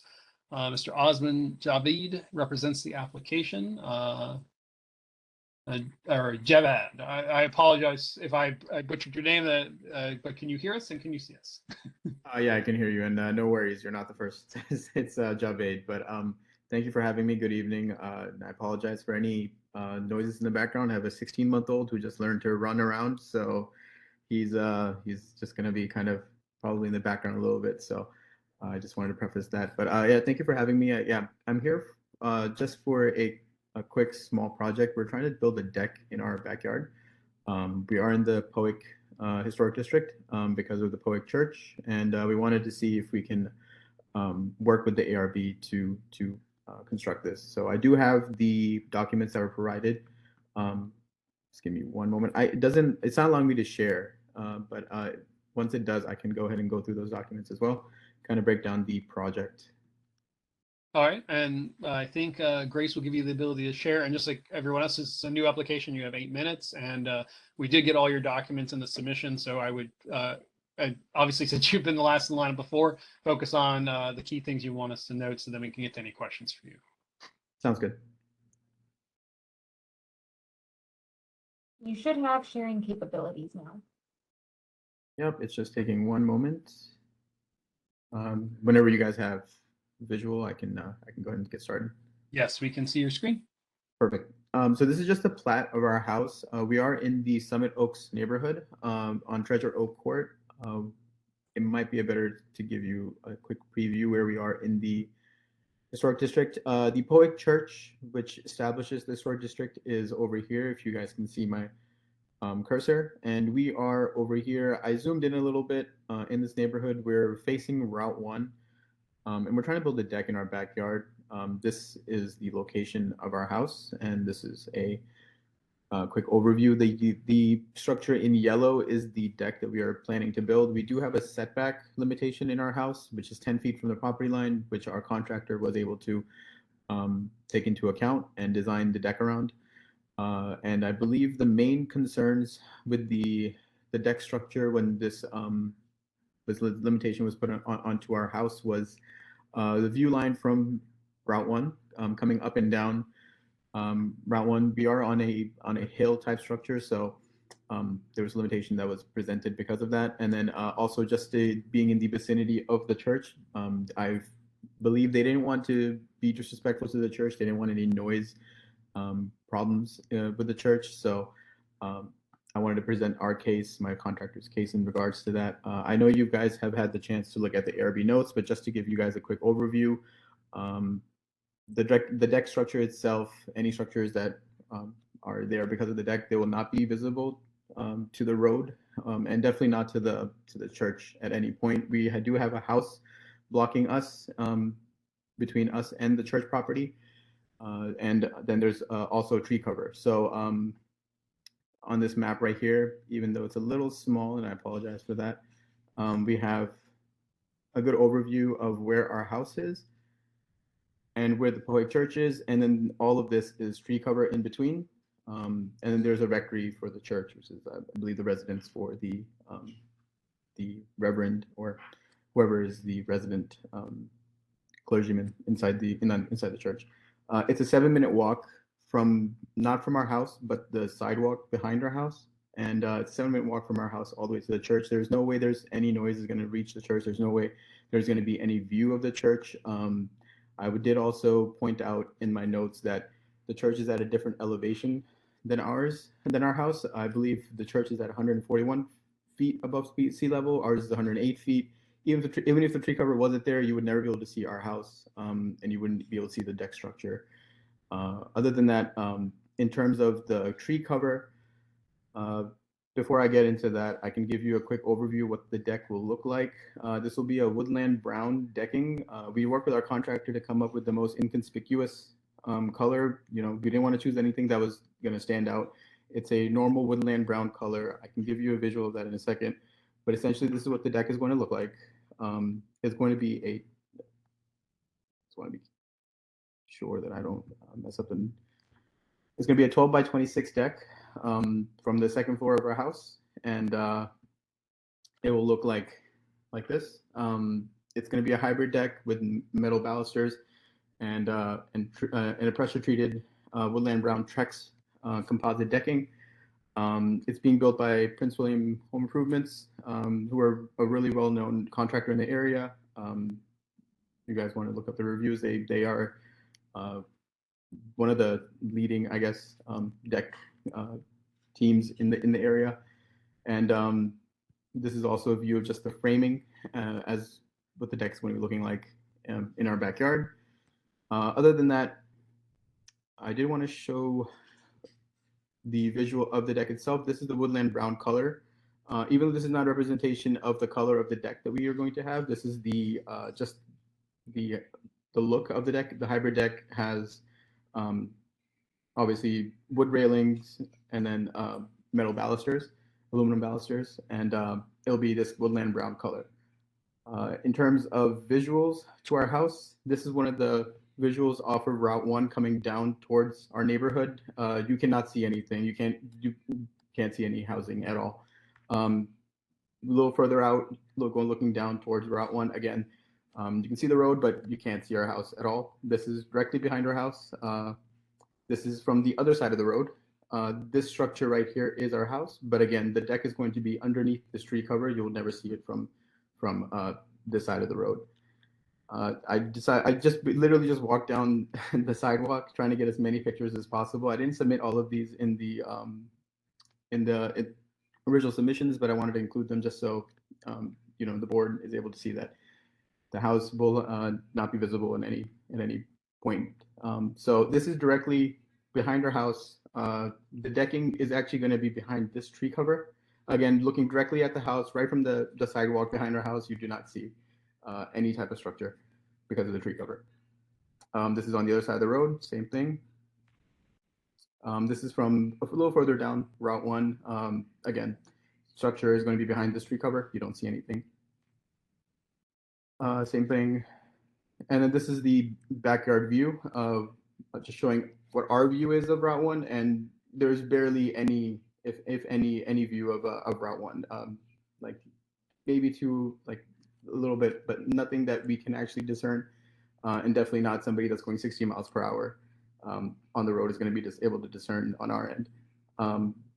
Other than that, I don't necessarily have anything else. If there's anything else you have questions about, I'll be more than happy to answer them.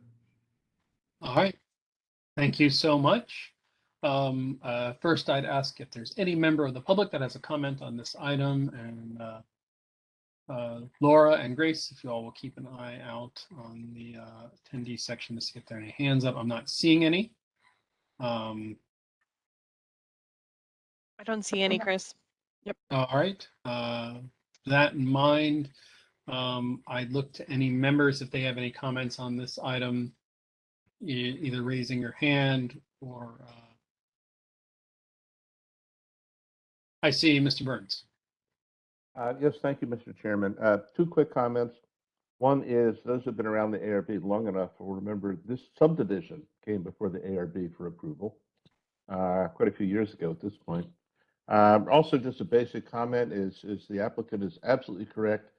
There's no way this deck could potentially impact the historic integrity of Pohick Church. All right, and I would agree with someone's gave some comments. I agree with John. There's no way that the property being protected by our HOD could see this. And if anything, I'm glad you have a view that's shading you from Route 1, because I'm not so worried about motorists seeing your deck as I worry about you having to see Route 1. That's just my personal opinion. Are there any other members that have any comments on this item? I'm looking, I'm not seeing anyone visually indicating so. And I'm not seeing any communications in my chat, Kate or Miss, or if you had any. So if so, I would entertain a motion.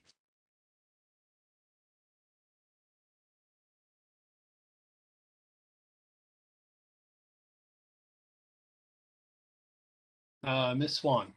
I can give it a try. Okay. I'm going to entertain a motion. All right, by all means, feel free to Yes. proceed. Okay.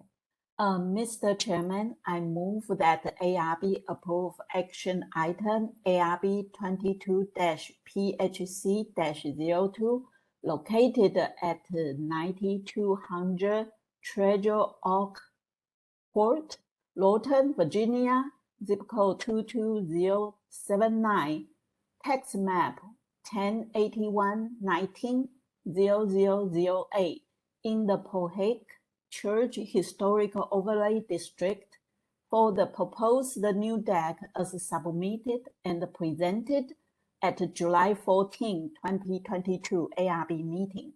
Upon review of the material, the proposal is found to meet the requirements of Zoning Ordinance 3101 Historical Overlay District.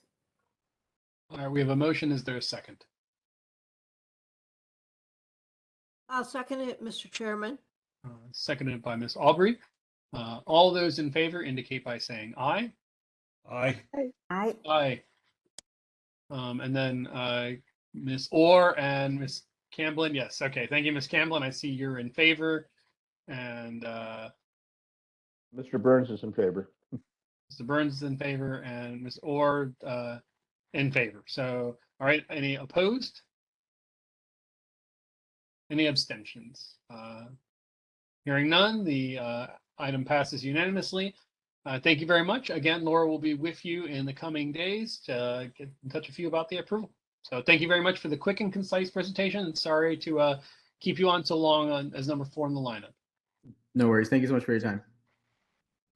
All right, that finishes our items for action tonight and takes us on to our workshop sessions. We have 2 workshop session items, and I'll just remind presenters for workshop sessions. For these as well, we ask that you limit your presentation to 8 minutes, and then we'll give you feedback on your presentation.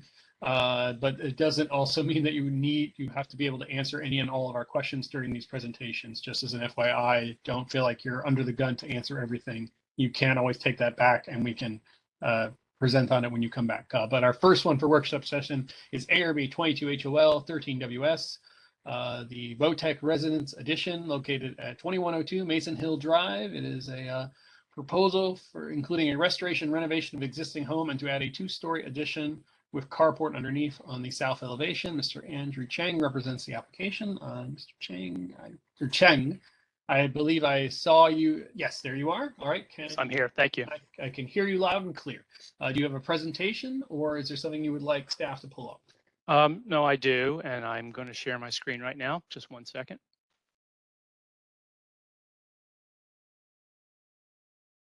Okay, everyone should be able to see my screen. Excellent. Good to go. Okay, I'll go through this very quickly. So this is the existing site plan. This is an existing 2-story home in Holland Hills. You can see that the existing house is sited on the north end of the property, and you should know that the property slopes approximately 16 feet from north to south. So it's elevation 40 up here and goes all the way down to 16 down here. So it is a very steep sloping site. This is the proposed site plan, and you can see the existing house shaded in gray. We're proposing to relocate the driveway to the south side of the property, putting in a new entry walk on the north side, small 1-story addition on the north side of the existing house, a small entry addition, and then a master bedroom and office addition to the south with a carport underneath and a small pool here to the southwest. This is the existing site outlined in red in Holland Hills. These are photographs of the existing house. You can see that it's 2-story facing south on the downhill side. On the north side, it presents itself as a 1-story home with a single-car carport and a small storage area. It does have a 2-story masonry element on facing Mason Hill, and then it has bedrooms facing west. These are floor plans of the existing home, living room, dining, kitchen on the upper level, bedrooms, rec room, utility, and bedrooms on the lower level. These are floor plans for the proposed addition, and you can see what we're doing is we're expanding the kitchen. We have a guest room. That's part of the north addition. We have a small entry vestibule to the east, and then we're building a master bedroom addition here to the south, and it's connected by a vertical circulation cord that's all in glass to separate the addition from the original structure. This is the next floor down where we have a home office. We're keeping the existing rec room, utility room, reconfiguring the 2 bedrooms down there into 1. And then on the lowest level, this 2-story addition sits on top of a carport that's dug into the hill, a 3-car carport and outdoor pool. We are proposing so that they can do a 3-point turn. They come head into the carport. They can back out and then go head out to Mason Hill. And this area hatched is grass paved so that we don't have too much pavement. These are elevations of the existing house, 1-story to the north, 2-story to the south, a typical 3 and 12 low slope roof. These are elevations of the proposed addition. You can see it's a 2-story facing Mason Hill, and then 2-story. This is the south elevation sitting on top of the 3-car carport that's dug into the hill. And this, I'm going to zoom in on this. This is important for you all to understand and see. This is a site section. And what I want you to know is that the owners here, Mr. Babatek, is actually 2nd generation. He grew up here as a child and he purchased this house from his mother. And he wants to restore the house and build an addition and retire in this home. And so what we're doing is we're making the master bedroom. This addition, the floor line aligns with the existing house. The office level, the lower level, aligns with the existing basement level. And then this is the carport that's dug into the hill. And in terms of the roof, we're proposing a simple shed roof, and the peak of that shed roof aligns with the peak of the existing house. Now, I just want to show you that we do have, and I'm happy to go back to this later if you have any questions. We have also created some massing models so that you could see the existing condition and the proposed condition. We have a simple sloped roof. We do have some cantilevered upper floor, which you can see here. We're maintaining the existing window wall of this is the existing house that you see. And I'm going to give you another view here. These are views of the proposed addition. We're thinking that it's going to be a T111 siding. We're going to be using a used brick. You can see this is the one-story addition, kitchen expansion, guest bedroom on the north side. This is the entry addition. Here's the addition here. Here's the existing house. And then these are views from Mason Hill as facing the street. And so here you can see this is the entrance and this is the entry addition. We're thinking that it would just be used brick. We're not hiding the existing chimney. As you start to proceed down the hill, you can see that this is the entry addition. Here's the used brick chimney. This is the two-story addition, master bedroom and office addition. And then as you continue to come down the hill, you can see the addition here. And then when you're all the way at the southeast corner, you can see the driveway and the carport that's dug into the hill underneath the addition, and then a privacy screen fence for the pool. And then there's a series of images and camera points that we made just to see what the potential impact would be to the adjacent neighbors, of which there were 6. So that's my presentation. Be happy to answer any questions and hear any thoughts that you may have about the proposed addition and renovation. All right, thank you, sir. Concise but helpful. I will look to any ARB members that have questions, comments, feedback to provide. Again, please remember this is a workshop session, so we do want to provide as much constructive feedback as possible to help the applicant so that when they do eventually come back for an approval, they know exactly what our intents or expectations might be consistent with our guidelines.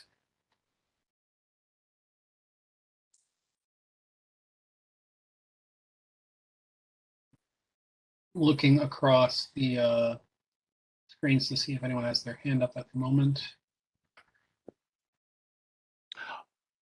If I could add one thing, I'm sorry. I did want to let you know that we did go to the Holland Hills DRC for concept approval, and that was granted back in November of last year. They had a handful of comments and questions, some good suggestions, which we responded to, refined the conceptual design, went back to them in December, and they liked what they saw. So I just wanted to let you know.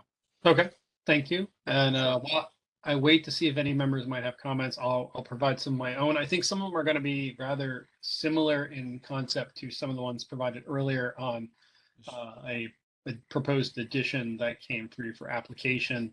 While the other one was attempting to kind of create what I feel like was more of a bit of a historical narrative that this addition would work because it was consistent with other types of addition. This one is more in the direction of scale and magnitude, feeling very massive in my mind. And I understand where it's being located on the house regarding its positioning, but it just, in my mind right now, feels very overwhelming. It doesn't feel subordinate just because of the amount of new construction being proposed. It kind of has almost like a rocket engine on the back of it. It's very new, and I like it. And again, from a design perspective, I think the design is novel and interesting, but from a addition perspective, it doesn't feel, in my mind, subordinate. It feels like it will kind of detract from the historic structure, and I feel like anything that would come forward for our approval would have to be more subdued, and particularly from that end. At least that's my initial reaction to it. Obviously, I'd look to other members if they have thoughts on it, but I can't, when I look in my mind, when I'm looking at a historic structure with an addition, I'm hoping that my eye does not immediately go to the addition. And in this right now, I can't not take my eye straight to the addition. It draws me too much in. And so if that makes sense from that perspective. You should know that that's a similar concern and discussion that we had at length with the Holland Hills DRC in terms of the size and scope. One of the things that we did, the house in addition used to be farther south, more separation from the existing home. And because of their concerns about the size of the proposed addition, because the further south we go, the further it is out of the ground because the site's sloping away. And so one of the things that we tried to do was to pull the house closer to the existing home, the addition that is, to help reduce its scale. Furthermore, we also tried to make sure that the addition doesn't obscure the volume of the original house. And I'm going to see if I have a better. And I can see that, I feel, from at least a minimum from the north elevation. I feel like I can feel that. But when you get to every other elevation, when you just go back and forth on the elevations, it's just so, and particularly with the east and west elevations, I think because of the way the roof is being designed, that it just, and again, I'm an architectural historian, not an architect, so I'm not going to be able to provide, design direction. But the fact that that addition is drawing so much attention really is taking away from the historic structure, in my initial perspective. I don't want to dominate the conversation. Normally, I don't go first, but I feel like I wanted to share those comments out of the gate. So if there are any other members that have thoughts they want to share or observations, obviously our architects as well, I would welcome your observations. And I guess the only other question I have is there site work that's occurring with this? Because it would look like there has to be, given the amount of work happening. Yes, definitely. We've been working with a civil engineer. The existing property south of the house is very much overgrown right now. Excuse me. And in fact, when we did the survey, we found that there are almost a dozen dead trees. So there are going to be a number of trees taken down to make space for this proposed addition. There will be some landscaping that's involved that will come to you when we actually have our submission in a few months. Okay, that's Yes. good to know for that clarification. Yes, for sure. Are there any other members that have comments, questions they'd like to have? Ms. Swan, I see your hand up. And I see Mr. Burns, I'll get to you next. I see your hand up as well. Yes. I do share Mr. Chairman's concern. I hardly see the original house at all. Understand there's a need of expanding, getting more space. I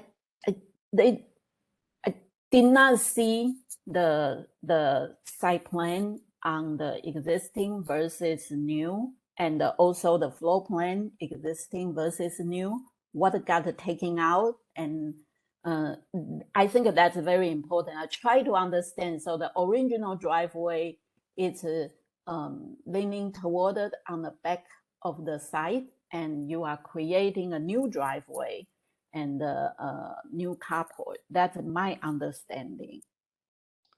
That's essentially correct. So this is the existing house, and this piece is a single car. So you come in from the street. This is the driveway on the north side right now, and you can park one car right here. And then this is a storage area, and this is a small concrete pad behind a site wall that's tight to the property line.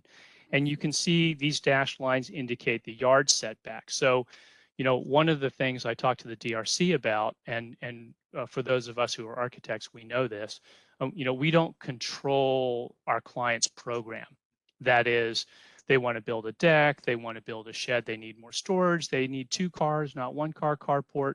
They come to us with a wish list or a program, and we do our best to come up with a design that's sympathetic, that meets all of their needs, but still works with the vocabulary of this particular house in this neighborhood, which is what we've tried to do. And so the additions that we've proposed, and let me go to the next site plan, this will help you. And so this is the proposed site plan. So where the driveway used to be, now we're going to have just a pedestrian walkway to the front door. Okay, and then the additions that we're proposing on the north and east side are very minimal. This is a flat roof entry addition just to give an entry foyer. This is a flat roof addition to the north to expand the kitchen and to have a guest room. And we're very much constrained because the house is already pushed up all the way to the north side. So the only place that we can grow to meet the client's program is to the south, just because of the way the original house was sited.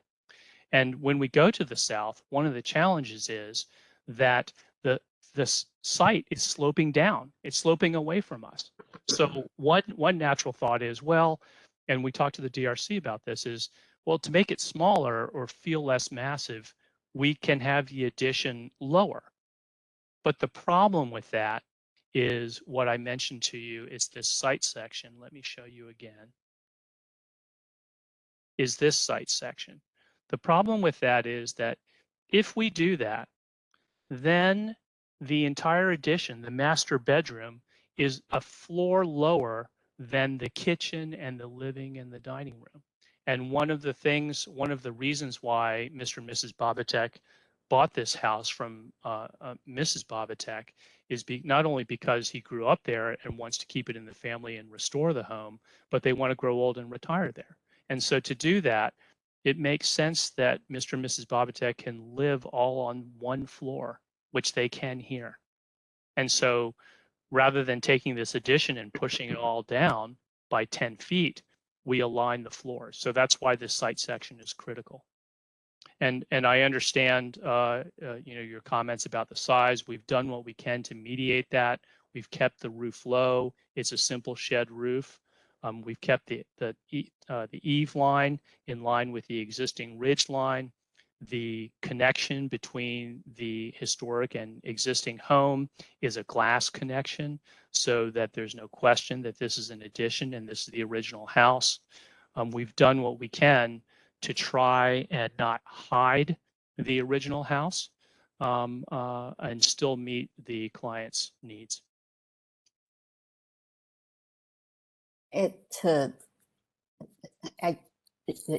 Really, like Mr. Chairman mentioned, I can agree more. I don't see the original house. It barely see it. I also concerned about so many land got disturbed, and the tree it's actually heavy wooded area. Now it's a lot of them will be gone, and the new addition will be really visible from the street. And the addition language, it's not really, it's kind of a new language you are introducing. I don't feel that really quite balanced there. Just my thought. So, Mr. Burns, before I let you go, if you could go back to that site plan just for 1 second. Sure, I think that I was trying to convey my thoughts, and I think that when you were showing that to Ms. Wan, it really helped me kind of. I think the proposed site plan. Yes, that's fine. Sure, of course. But I think that gets into some of the issues we have and why Holland Hills is rather unique as a historic overlay district. The way the nomination and the National Register nomination is written, and the way Holland Hills was designed was a very different way of accessing homes, where entrances would be located and how the house would be facing. It's not what many might describe as a traditional method in which the house is right up on the street, walks right out to the street. Instead, it is the inverse of that in most cases, where that entrance is hidden. There's a much more reclusive, subdued entrance in many of the house designs. And so with the new proposal, while the house itself, the original house, is still there, and obviously I, as an architectural historian, could see it. I know where it is. From a larger district perspective, the addition is now the speaking point of this lot.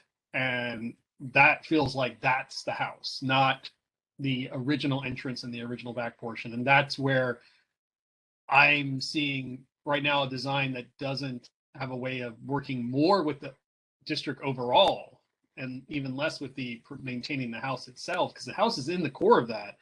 But the way it communicates with the overall district is also a challenge. And that's why as an ARB, we have to think about both of those things. But I just want to clarify that thought I was having, because I think this picture shows it because of where that's now being oriented. But I want to let Mr. Burns talk, because I think he might have some other observations to share on that. Yes, thank you, Mr. Chairman. One observation you made in part is that Holland Hills is very different. And part of the reason it's unique is most merchant builders would not have tackled a site with as much sloping topography as Holland Hills has. The other thing is the houses don't sit in orderly rows, nice and neat, so everything is predictable in the future. This particular house, if you're going to put an addition on it, you have nowhere to go but south. You've got setbacks that really constrain anything you might want to do to this house. Now, having said that, we're also acknowledging what you did in keeping the floor levels and then keeping the shed roof at the same height as the peak of the gable. I did that in my own house. Mine's a one-story house. So just think of that section through your top floor is very similar to a section through my one-story house. And I did something similar. It get a lower slope on the shed, and it makes it not overwhelm the original house. But you're battling topography. Topography is your enemy here. And because of that, as Mr. Daniel pointed out, the house kind of looms out over you. You know, you can't avoid it. And part of it, I think, after looking at several renderings for the last several months, I'm wondering if choice of projection angles in the renderings might have an impact on that. You know, it may be that this thing won't be as dramatically apparent as it appears in your renderings. I can't say that for sure. I mean, have you looked at it with different projection angles in your renderings to try and to help get a project approved? The architect has to subjugate his ego, has to give us something that we can say, yes, that is subordinate. Yes, that is modest, right? At the architect at the same time say, this is my great design. And there are two conflicting things. So at least for our consumption, you show those to the client, but for the consumption of a review board like the ARB, you want to have something that gets the finished product closer to what the standards ask for, which is something that would be modest, that would be deferential, that would not overwhelm the mass and scale. But like I said, the topography is your enemy here. And now, on a slightly different note, the primacy of the automobile is something that I think has diminished the character overall of the Holland Hills neighborhood. And that is, in many instances, the car is parked at the street. You had a little parking pad, you just pulled in, and you walk to the house. But then they got get the cars closer to the house. And now, because of the way houses are often sited, you put the car in front of the house and you get your carport. You end up with a 3-story carport is the primary thing that you see coming up the driveway. And so that is a very dramatic statement. And you mentioned this as being a retirement home and mentioned that they're able to live on one level. The only problem is the cars are 2 stories down.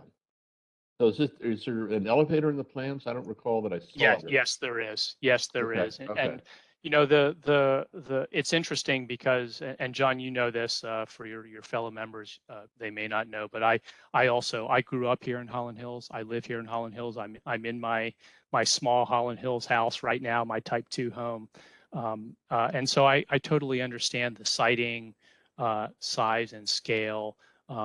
More reclusive in terms of the front entrance, all of that. At the same time, you know, what we're trying to do here is we're maintaining the entry point of the existing home. We're not putting it out there, you know, with the garage and front door facing Mason Hill Drive. No, it's still facing north just as it is right now. On this site plan, if you see the cursor, the existing door actually is the side door going into the dining room right now, which is where the cursor is. And now the front door is going to be right here. So it still faces north. It's not facing the street. And that's the public entrance. The reason why, you know, this is not the same as the homes just a few houses up the hill in the Mason Hill development, which used to be a bamboo forest. I've been here that long, John, you know this. We don't have the carport or a 3-car garage facing Mason Hill Drive. Absolutely not. It is not facing, it's oblique, right? But it is important that the owners, because they're going to retire in these homes, they want to refurbish the home, restore it, they have to be able to get close to a door. So what they do is they park, and in this vertical circulation core, there's a stair and there is an elevator. so that they can take that elevator and get right up to their master bedroom or get to the kitchen. That's important to them. And so that's why we organized it this way. We tried really hard to push the addition farther up without actually completely obscuring that south elevation of the existing house. So all of the existing 3x7/6 windows here on the south face and here on the south face, we're keeping them all. We're keeping them all. The 2-story chimney is absolutely prominent and visible from Mason Hill Drive. It's still there. The eave line in the corner of the roof, it's still there. It's still there. You know, and you're absolutely right. The challenge is, never mind the program, which is significant. It's the topography. It's tough. It's very, very difficult, and we've done the best that we can. Just a question, looking at your plan that's up on the screen right now, had you considered approaching the carport from the east as opposed from the south? So it looks like it's a relatively flat there. It looks like you lose a specimen tree. Yeah, that's a good point. So what happens is what's controlling this is the site section. So what happens is we have 2 floors of the existing house, and if we're going to have a 3-car carport,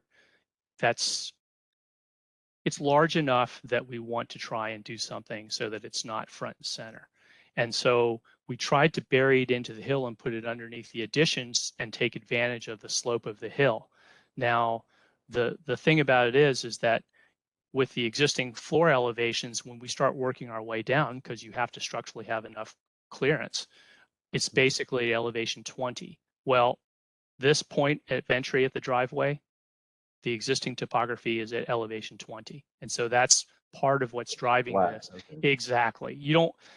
Holland Hills has a lot of driveways, my parents included. When the builder built it, they said, Mr. Chang, I'm not sure that you're going to be able to drive up and down it. You're going to hit a tree. He said, no, I can handle it. You know what I'm talking about. They're extremely steep. This one is very modest. We're trying to work with the topography because of that site section. That carport buried into the hill is about elevation 20, and that's what this point is. That's what's controlling this entry point here. Okay. Yeah. And you mentioned that it's a carport. We've had other people come to us. I mean, that's interesting. The covenant allows an up to a 2-car garage. That covenant is separate from the ARB review. Yeah. But the covenant on the deeds allows up to 2-car garage. I don't know that there's any restriction on 3-car carports. Yeah, I don't think so. And it's interesting because the neighbors just down the hill. Just down the hill. Yes. Right here on the southern property, which is the corner house that used to be owned by a landscape architect, they have a 3-car carport. Yeah, that's Joe Brown's old And house. it faces White Oaks. Yeah, the atrium house. Yeah. Yep. And yes, okay. Now we're getting into Holland Hill speak here, but yeah, I was gonna say, John. I was gonna say if you had any other comments or feedback, so make sure if anyone else has any. Please, I'll defer, Mr. Chairman. All right. Are there any other members that have feedback they want to share to the applicant regarding the current proposed design? I'm not seeing anyone who's on a camera waving their hands furiously. John, you got your hand up again? Yeah. One of the things in the standard said that new additions should be compatible but differentiated. So could you talk to me or talk to the committee about how you feel that this is differentiated from the original house? Yeah, so one of the things that we're going to do, and that's a very good question and a good point.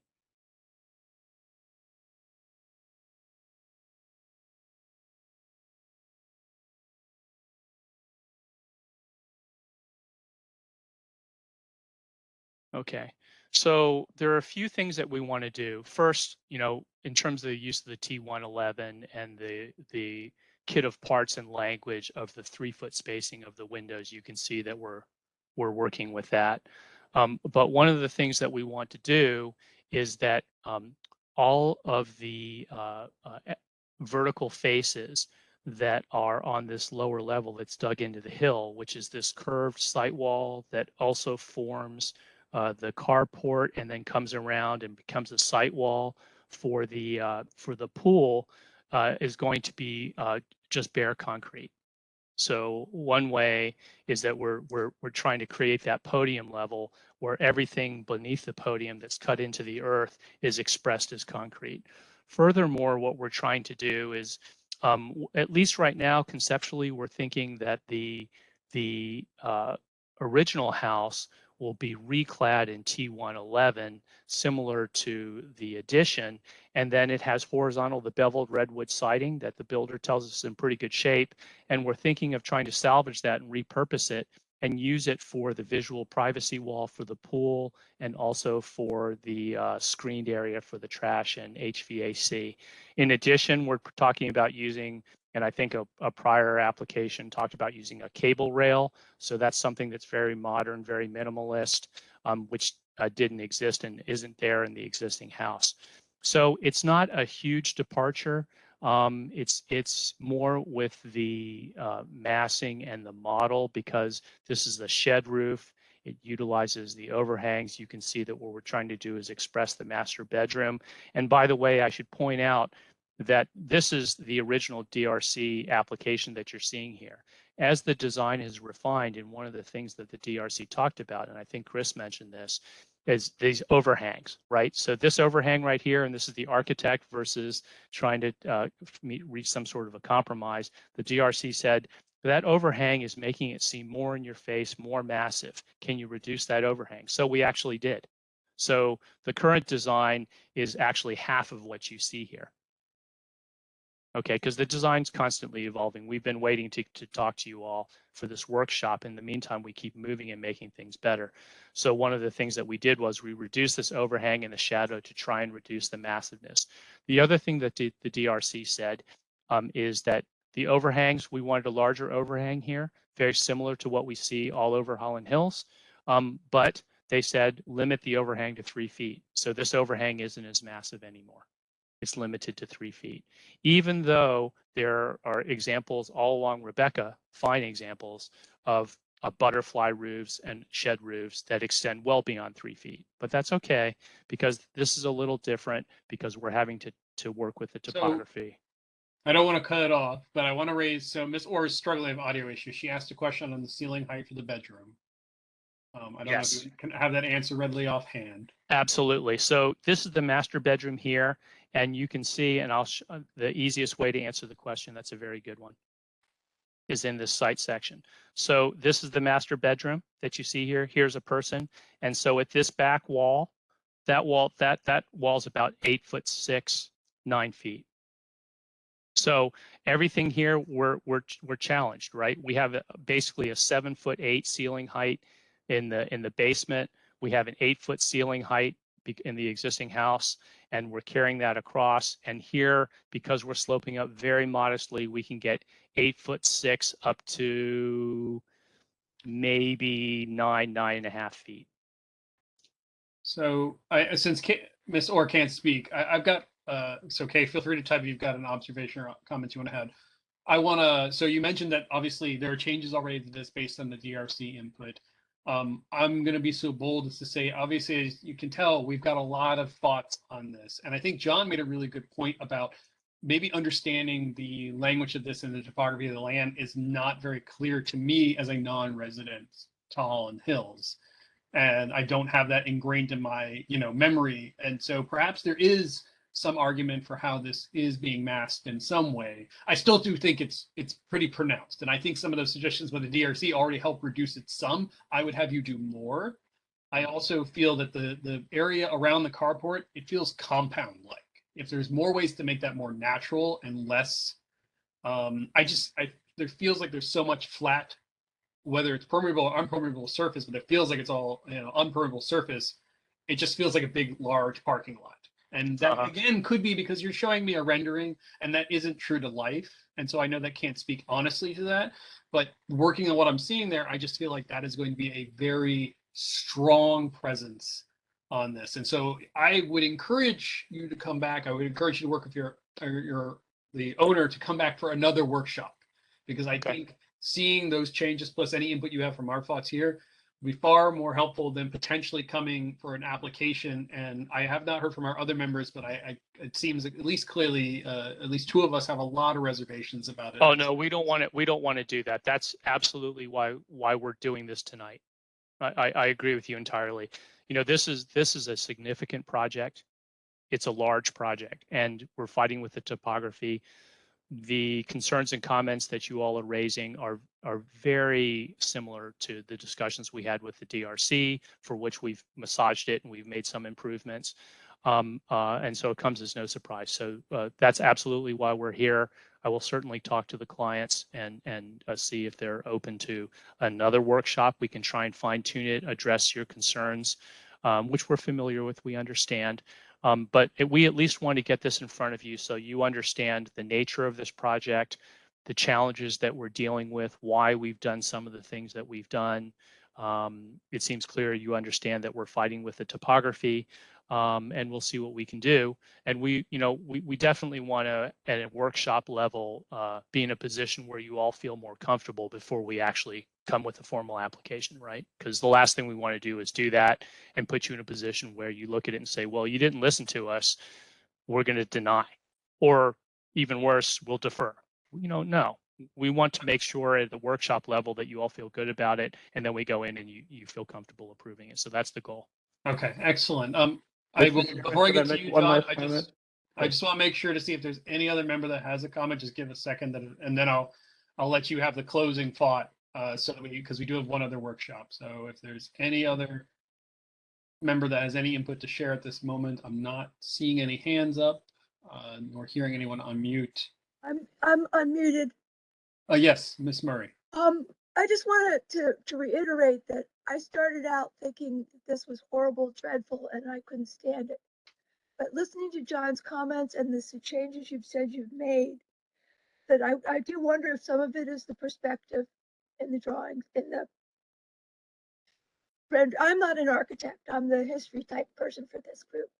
And I think that a lot of what was said and a lot of what's talked about probably will resolve it to make it look less powerful. And so I think it's not a loss. I don't think it's, I don't think we're going to hate it, but I just think really in terms of how you're presenting it, how it will look from the street instead of how it looks from up in the air someplace. All right. Right. And I'll let John. I'll let you have the final comment on it. Thank you for your patience, Mr. Chairman. Andrew, I believe you mentioned removing the historic siding from the original house and reusing it as fencing around the pool. Did I hear that correctly? We're considering what to do with the existing horizontal redwood siding. Okay. The owner definitely wants to keep it. We could keep it on the existing house. That's one thing that we've been talking about, to refurbish it and keep it on the existing portions of the house that are still exposed to the exterior, or we can salvage it and try and repurpose, find another use for it. My recommendation is to better differentiate the new addition from the historic house. Leave the siding on the historic house. Okay. Have a different siding on the new addition. That way, it's a very clear distinction between what's historic and what's new. That gives you the differentiation. What am I asked you about? What are you doing that makes it differentiated? If you have a different new siding on the addition from the historic siding on the house, I think that would be suitable for a differentiation. Okay. Thank you, Mr. Chairman. Thank you.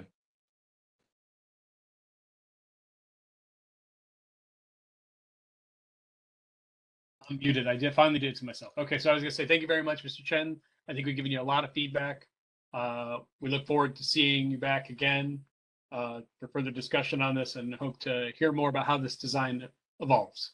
Sounds good. We'll work on it, and we'll make some progress and improve. Thank you very much for your time. Robin, apologies for making you wait this long. That's the next applicant. So, okay, take care. Have a good evening, everyone. All right, thank you, sir. Thank all you. right, we move on to our last workshop session item, ARB 22 HOL 14 WS Roberts Residence Addition and Repair located at 7401 Rebecca Drive. It is a proposal for a two-story ancillary structure adjacent to the existing structure with modifications to existing decks and hardscape. Robin Roberts represents the project. Can you see me and hear me? We can hear you, Mr. Roberts. Or yes. Okay. But we cannot see you, but we can at least hear you. I don't know if you want Laura to share a presentation or if you have. Oh, I see. Here we go. Here we go. And Yeah. obviously, I'll speak just on the I'm sorry that we are in a later hour here. We had a big agenda, but just like before, obviously, we've had the presentation already, so feel free to kind of hit the highlights, and then we can get right to providing you with any feedback and suggestions on it, so we can get to the real meat. Okay. Intro, Sharon, my wife, and myself, we've lived in this 7401 Rebecca since 2004. We love our unit number 5CS, and we're now looking to make a few changes. Our program is very simple. We're looking to add some exterior spaces and add gardening associated spaces. The outdoor spaces include a exterior deck adjacent to the kitchen, and then adjacent to that is a screen porch. The screen porch is not attached to the house. We like the separation between the home and the screen porch, with the separation being an outdoor living space. Underneath of the screen porch is a garden storage room. And so that's essentially, it's very, very simple, straightforward program. Let's see, let me share the screen. All right. And once you get your screen out, thank you for being succinct and to the point about it. We'll definitely, I think we can jump right into this one if you can get your screen shared, and if not, we could probably either have Laura or Grace, or potentially Laura, share the materials if it's not working on your end. Okay, let's see. I've got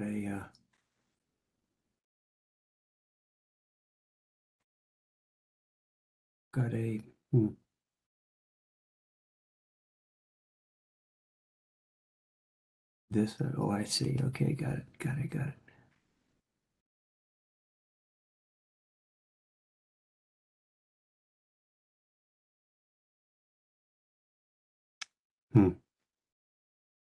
If you want, Laura can obviously pull it up if there seems to be a difficulty going on, and we can. Yeah, it seemed like there was a security and privacy thing that I didn't witness earlier. So, Laura, do you think we could pull up the concept? Is that the concept design package? Yeah, let me pull it up. We'll pull it up for you. Let me just, Grace, thank you, Grace. And that way you can just talk us through it, and you can just tell Laura where to go. Okay. So there are three documents. One is the plat. So it'd be probably a good idea just to start with the plat.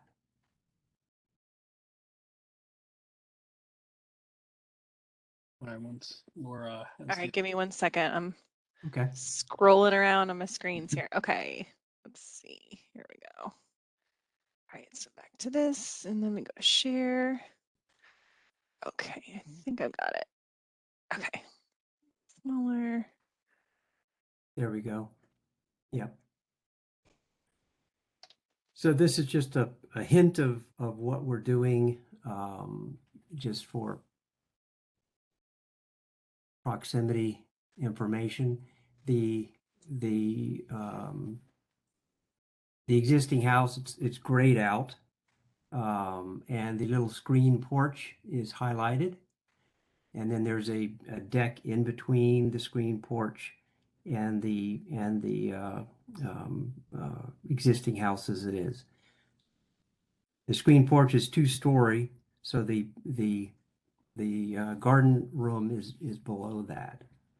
The site is fairly, I wouldn't say steep, but it has some topographic rigor to it that we had to deal with.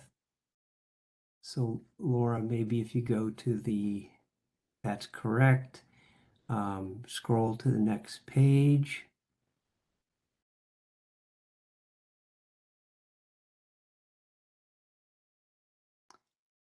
So here are some site photos. Oops, uh-oh.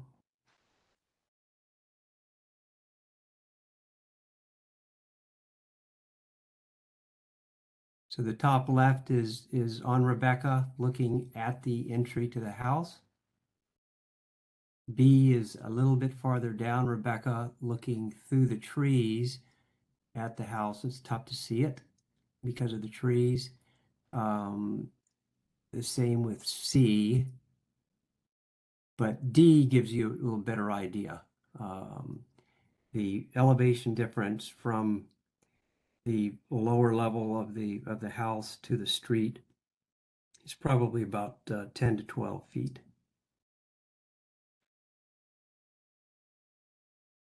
And then photo F, we're looking at the front of the house, the south side of the house, and on the right is the kitchen elevation, and you can just see it, just a hint of the existing deck.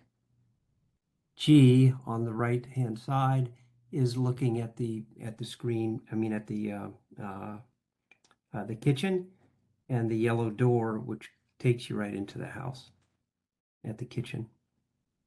Okay, you can scroll to the next page, which is another set of photos getting a little bit closer to the house. A is the entry side, lower level to the right.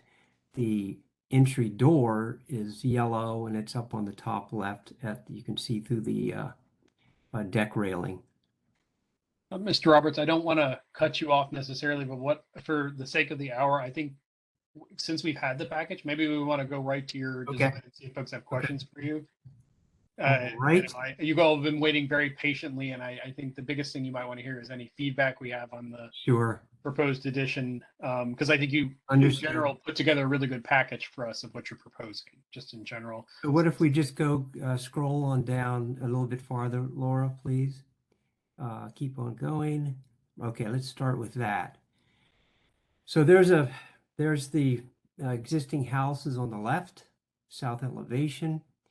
And what we're looking to do is to add the screen porch, which is on the right, the upper right-hand side. And the garden shed is below that. In between is the deck. And then we have a new set of stairs to come down from the deck to the lower level of the house. We have the materials or the massing. We've tried to keep the massing separate from the house to just make it very distinct. We didn't want to overwhelm the existing structure. We really did want it to kind of to be a little more in the background. The elevation that we're looking at, the south, we also wanted a little privacy for the screen porch. So we have the wall material that matches the existing surface or the existing upper level surface of the house, which is a vertical. It's not T111, but it has a square section instead of the grooved T111 section that is on many of the houses.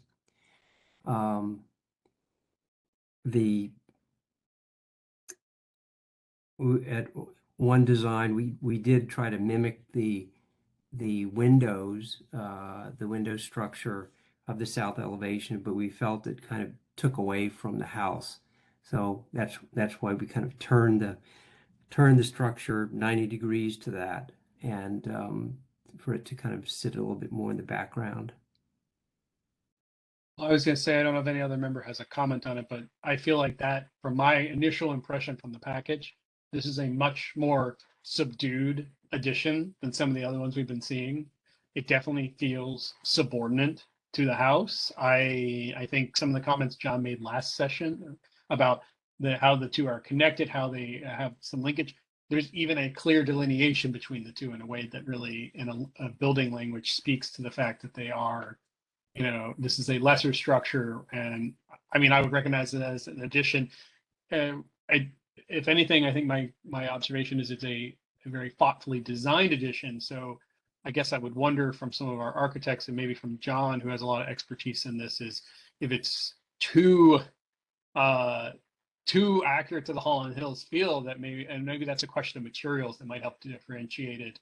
But that's really my first reaction was, this feels, definitely deferential and definitely subordinate. But my question is now, how do we make it so I don't think it was just this is a Holland Hills addition that came with this and garden ancillary structure, if I were unfamiliar with this. That's my thought, just Mr. Daniels.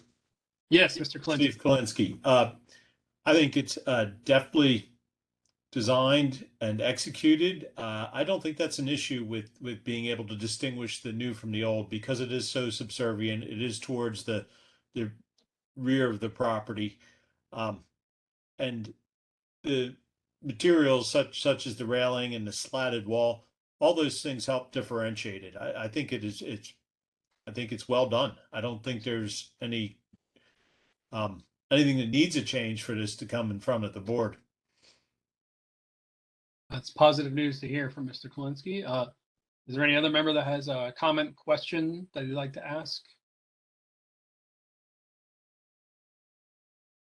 No Don, I see your comment. finger up. Oh, and one other person. Go ahead, Samantha. Oh yeah, I just want to say I really like this design. They use a lot of language originally have, but in the way of in slightly different way. So I really truly like it. Thank you.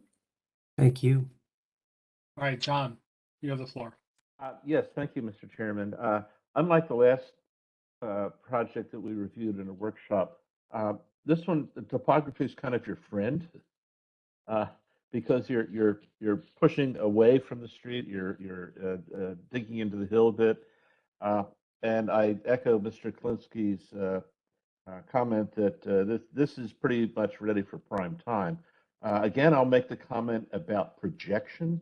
My recollection of this house is that both ends of the roof of the original house that project forward come out parallel to the side walls. It makes it look like the street end roof projection is distorted because of the angle of this particular projection. And so that's, again, that's, when you project architectural drawings into 3D and you render them, you get distortions like that. And I think that exaggerates the far left edge of the roof. It also exaggerates the I see what you're saying. Yeah, exactly. far right end of the roof as well.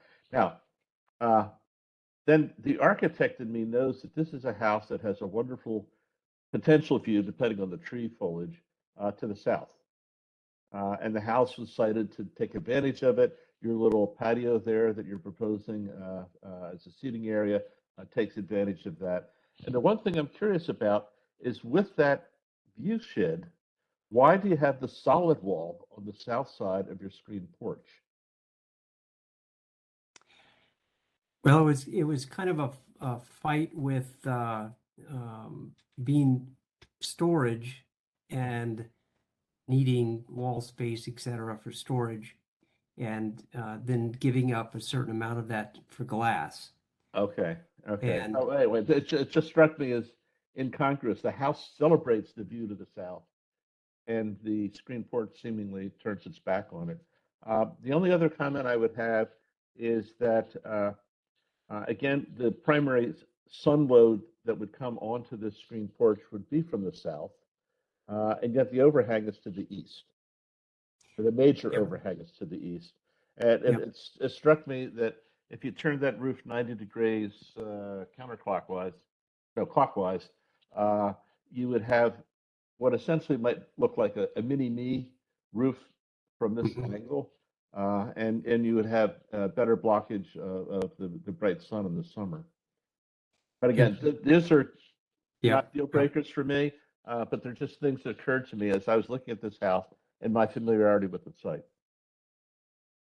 Yeah, I think we were playing with the roof on how to complement and not compete with the existing. Sure. Or the overhang on the existing is about 4'2" in total.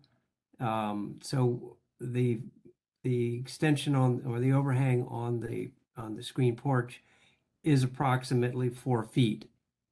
So it mimics what's with the larger structure, where we can still play with that length so it's more proportional to the size of the screen porch itself. But we didn't want to diminish the visual impact of a substantive overhang. And then also, we did have the overhang facing south, but we didn't really need it for the sun protection because all the other three sides of the screen porch are open, and that's where we kind of wanted the open for privacy toward the back, but we didn't want, because we're right on Rebecca, and Rebecca, as you know, is very, very busy. Yeah. And so when we're out on the deck now, we do get a lot of visual traffic. It just stuff all the time. So we are in a way trying to protect ourselves a little bit more from that. And so the roof, if it was facing 90 degrees south, it was kind of competing with the original. So we said, well, let's just turn it 90 degrees, and it just makes for a little more comfortable composition. And so we kept it. We had it turned at one point toward the house, and it really didn't look right, so. Well, thank you very much for those comments. I just had to ask those two questions. If Laura could go to the next, scroll up to the next view, the other direction. I'm sorry, I should have said down. So there's a little bit more sense of the openness once you start coming around to the east elevation. Yeah, and again, you can see how an architectural drawing projection exaggerates the outer edges. Exactly.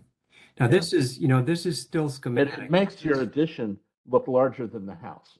It does. And we know that it is not the case. I agree with John. We've been seeing it in both of these. It kind of really, it draws it out. But if his comments as well as Mr. Kalinsky's comments and Ms. Wan's, I agree. This seems like this with a full design package and information on all the materials may very well be ready for future submission. I know you mentioned landscaping in this, so I don't want to, is there any substantial landscaping plan that's going to be coming with this, or is that me? No, it's really because of the slope that's coming down on the north, the existing slope comes down on the north face of the garden shed side. So there's just some topographic accommodations that need to get water to come around the structure, but that's the extent of, I'd say,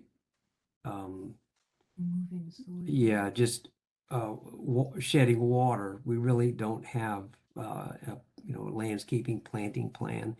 But if you do scroll to the next, scroll down to the next elevation, to the right, you can see some stairs that do come up from the lower level to the backyard. Those are new. So that would be a hardscape landscaping element. Those new steps are basically reflected of steps that occur on the opposite side of the house. So it's it's actually a Goodman repeat, you know, with the steps on the other side. And then, yeah, you can go down one more. We have one more view. And so that's from the back. So you can see where we've kind of just, the private side of the screen porch is facing the back of the house. Well, I think I would then just highlight when you do come for formal submission for application to make sure that the plans have any of those type of hardscape landscape, you know, drainage features that need to be seen so that we have them in there. You know, obviously not, you know, since you said you're really just doing topography, geography related things, not doing a planting plan, but knowing how that's going to be managed and seeing that in the full set of plans for when it comes for approval is going to be important. Okay. I guess, were there any other members that had comments, questions, or observations on this one?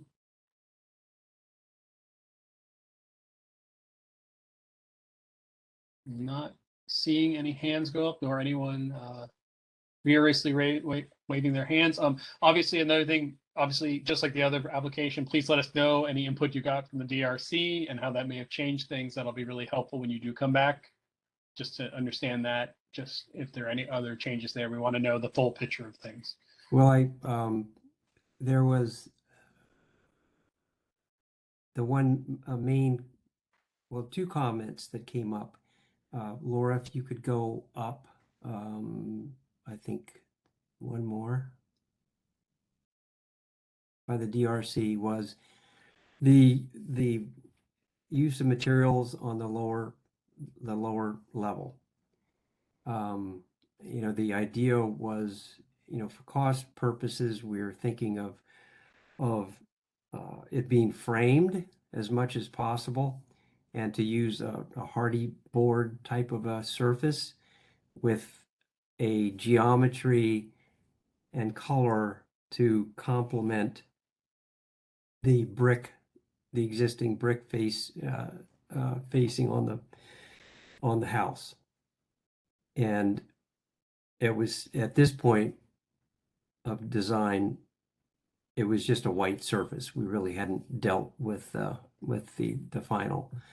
So that was one comment, and then the horizontal windows on the south side. There was a question about that, and of the extent that we have this long, clear story set of windows, and I'm trying to remember exactly what was mentioned, but I think we kind of picked that up from other utility type structures in Holland Hills, where there are a series of little clear stories, which are, you know, they're kind of cute. It's just a small little structure. Some are brick, and a little set of clear story and a flat roof. And so we just wanted to kind of pick that up and get some natural light into the garden shed, the garden room. We've developed this a little bit farther, and the window on the far left, for structural reasons, we're making that solid.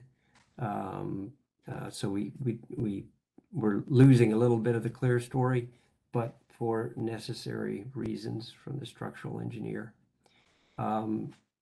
Laura Arsenault had mentioned that some of the zoning concerns.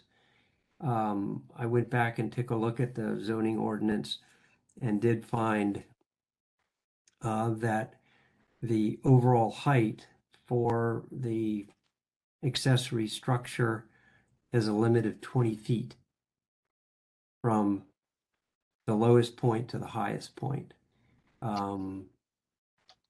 And I called and spoke with the planner of the day, and that was confirmed. And the elevation that we have right now at the lowest point, which is the corner of the building we're looking at the low point, to the highest point is actually 20'11". So we have a little bit of a modification to make. The option And even though the planner did say that we would have a very good chance that we would pass a BZA adjustment, it would be like 8 months, and it's not guaranteed. So we're probably going to try and accommodate the height difference to get it down to 20 feet. Other than that, all of the other square footage requirements for side yard, for rear yard, it all was well within the guidelines. All right. Well, I think, oh, John, you got your hand up again. I see it. I'm gonna let John, I don't think any other member has any comments, so I'm gonna give you the last word, and so we can let the Roberts go. Oops, we lost him. Then he disappeared. John. There we go. Sorry, I hit the wrong buttons. I don't know much about Fairfax County zoning and all, but it strikes me is that you could simply modify the ground a little bit there. Don't lower the proposal, raise the ground. Mm-hmm. And get That to is 20 correct. feet. That's a very simple thing. Also, with regard to the thin clear story, I kind of like how it mimics the clear story of the screen porch above. Although you said you're going to have to close the left-hand one.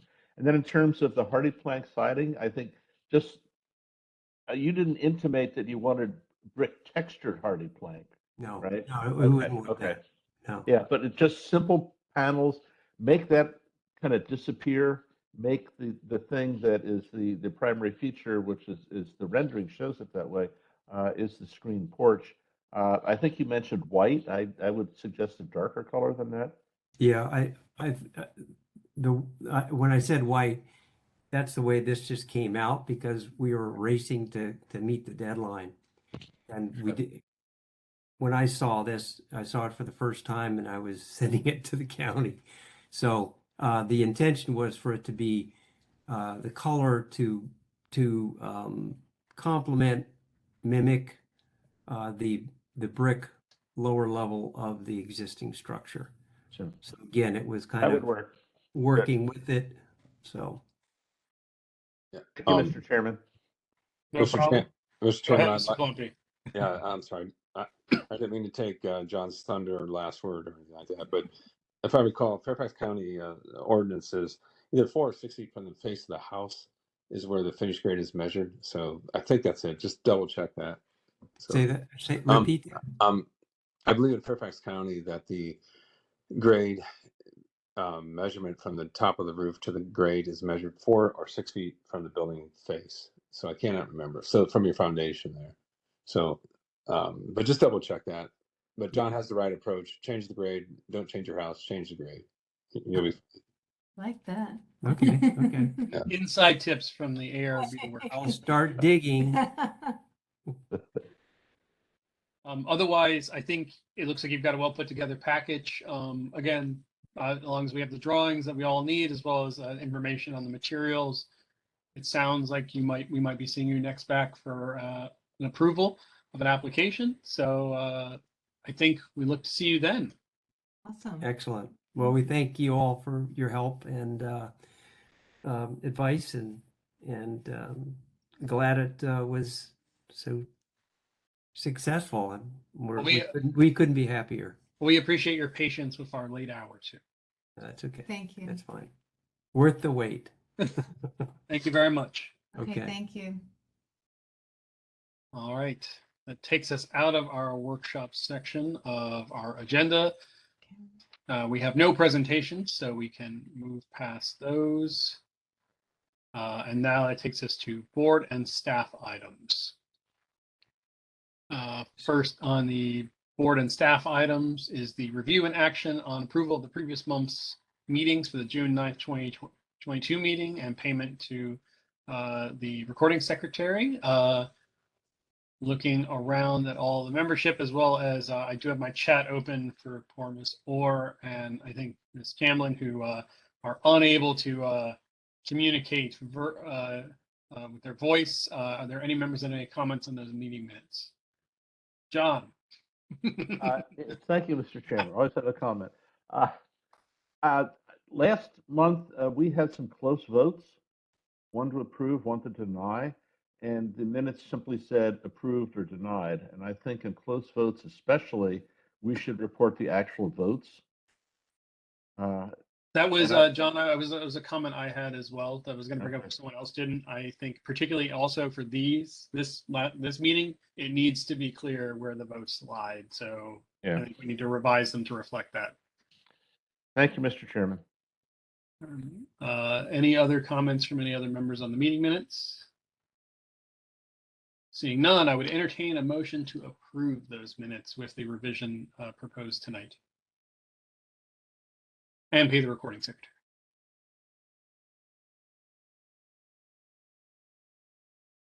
Mr. Chairman. Mr. Burns. I move that the ARB approve the June 9, 2022 minutes with the suggested revisions noted and pay the clerk, Corinne Bibick. All right, we have a motion. Is there a second? I'll second it. Seconded by Mr. Kalinsky. All those in favor indicate by saying aye or type aye in the chat. Aye. Aye. Aye. All right, and we have an aye from Kay. Any opposed? Any abstentions? Hearing none, the motion passes. I'm just going to read it straight from the sheet here. The treasurer's report was in as of July 1st, 2022. We have $16,110.69. Laura, do you have any caveats to add to that number? Any questions from members on our current coffers? Hearing none. I see right now no new administrative items. Laura, unless you have any ones you wanted to add at this current moment, we'll go straight into discussion and updates. See a shaking of a head, so let's roll into our discussion and update reports. Rest and Comprehensive Plan Task Force update. I'll just do that because that's kind of the one that you all have me managing. I will say the Heritage section of that was commented on by county staff. They did a reconciliation with me. Those changes were easily worked on, and I think we got a section that's much more closer to what we'd like to see in every comp plan section about Heritage. It was then voted on by the task force, and I believe unanimously approved by the task force, who I think we've also educated on Heritage resources. So overall, I would say a success from that front. It's still going through the rest of the process, and I will just tell you, if you do decide to participate in a comp plan task force, be prepared. It is a commitment. All right, that's all I have on that, unless there are any questions from members on that. All right, seeing none. Historic courthouse repairs update. Or do we have an update on this one? Okay, speed. I'll do the speed round. There's no updates to that, and Jason isn't here to speak to it. So there's no updates since last month, which means I still think they're doing some work on it and doing. I think the last was they'll be taking some mortar samples from the walls and then sending samples to lab and doing some repairs. So we're still on hold for that. Can I just run through these? Yeah, quick? Laura, if you want to run through them, by all means. And please stop me if you have any questions. I'm happy to talk, but I know it's 9:30 and we're all antsy. Okay, so the Holmes Run potential historic overlay district. The big thing to know about this is there's a community-wide meeting July 26th at 7 p.m. at the Woodbourne Elementary School, and it will be in person. It will not be virtual, so if you'd like to attend, please note that you need to come to the elementary school. Denise and I will be there. But they finalized the poll questions and are going over the public input platform, and public hearings for the plan amendment have not been scheduled, but we're hoping first quarter of 2023 to get them in front of the Planning Commission and the board. Laura, can you share that date information with everybody? Sure. Or Denise, either one of you. Sure. Yeah, I'll send out a follow-up email with the dates because I've got a couple dates of a couple meetings for you. But that one is July 26th. That's a Tuesday at 7 p.m. All right, thank you.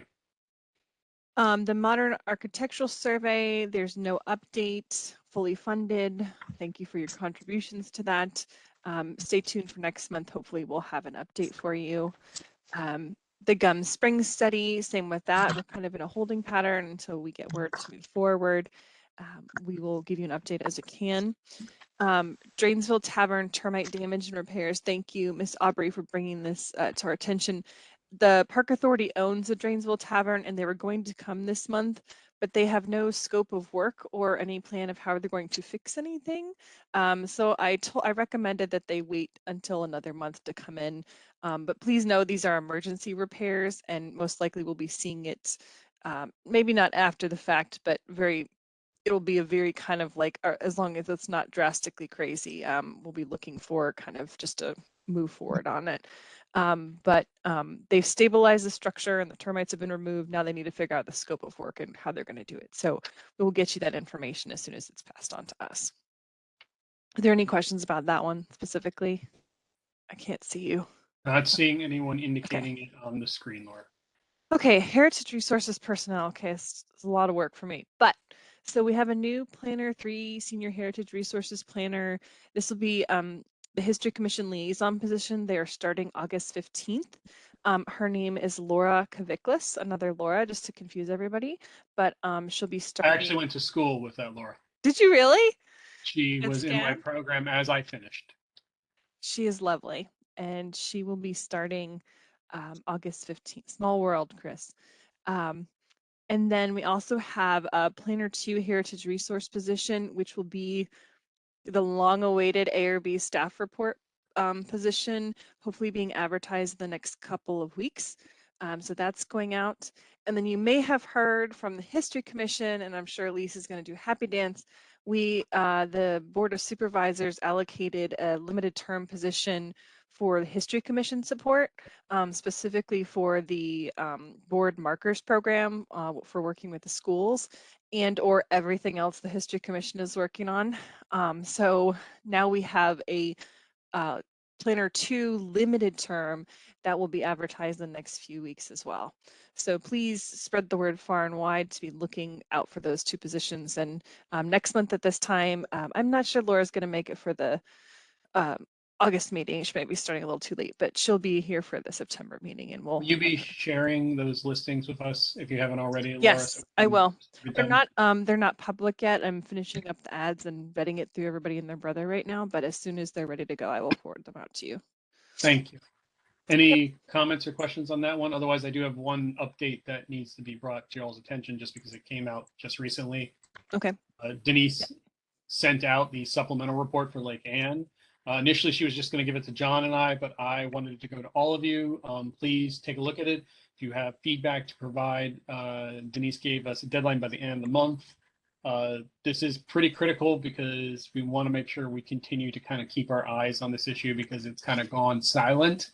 But I know by the time we get to next winter and more spalling and more issues start to happen or people lose their hot water, the Lake Anne issue will just keep coming back up. And I don't want us to seem derelict on it. I would love for us to be able to follow up this report with recommendations to the supervisor and the homeowners association as to here's what we think you should be doing based on what we've done and what we've learned. So if you have comments, share them to Denise and we'll consolidate them all and share them with the contractor.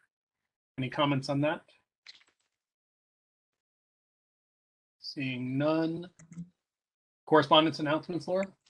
Sure. So the big one is the I sent this out to you earlier this week, but there's a soapstone connector meeting next Monday, July 18th. It's virtual. And I think I sent you the link, but I'll send out a follow up with all this information on it so you all can have it in one place. But it's I think it starts at 6. I have in my notes it starts at 6:30, but it might be, I think it's 7 actually. I just try to get myself a half hour to get together.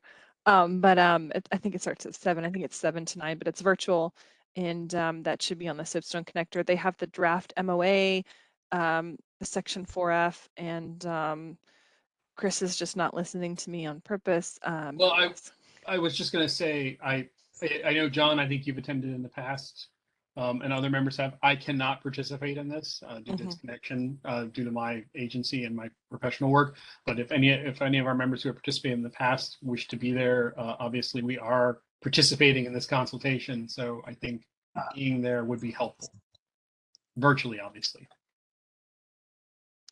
And then the last thing that I have is the Coastal Resource Management Section 106 study. It's and Michelle shared some comments with me. Thank you, Michelle. The deadline for comments is now 7:30, but if you could get that to us probably by the 22nd, so we have some time to compile them. I'll send out all this with deadlines. I know we've got 3 deadlines by the end of the month of things to review. We've got Reston, Soapstone. Oh, the comments for Soapstone are due by August 1st, so they gave us 2 weeks to review all this stuff, which is super helpful. And so we have those 3 things due by the end of this month that we have to get back and get comment to. So just be aware of that if you want to divide and conquer. I'm going to caveat. I think we indicated we wanted to participate in the coastal project as a consulting party.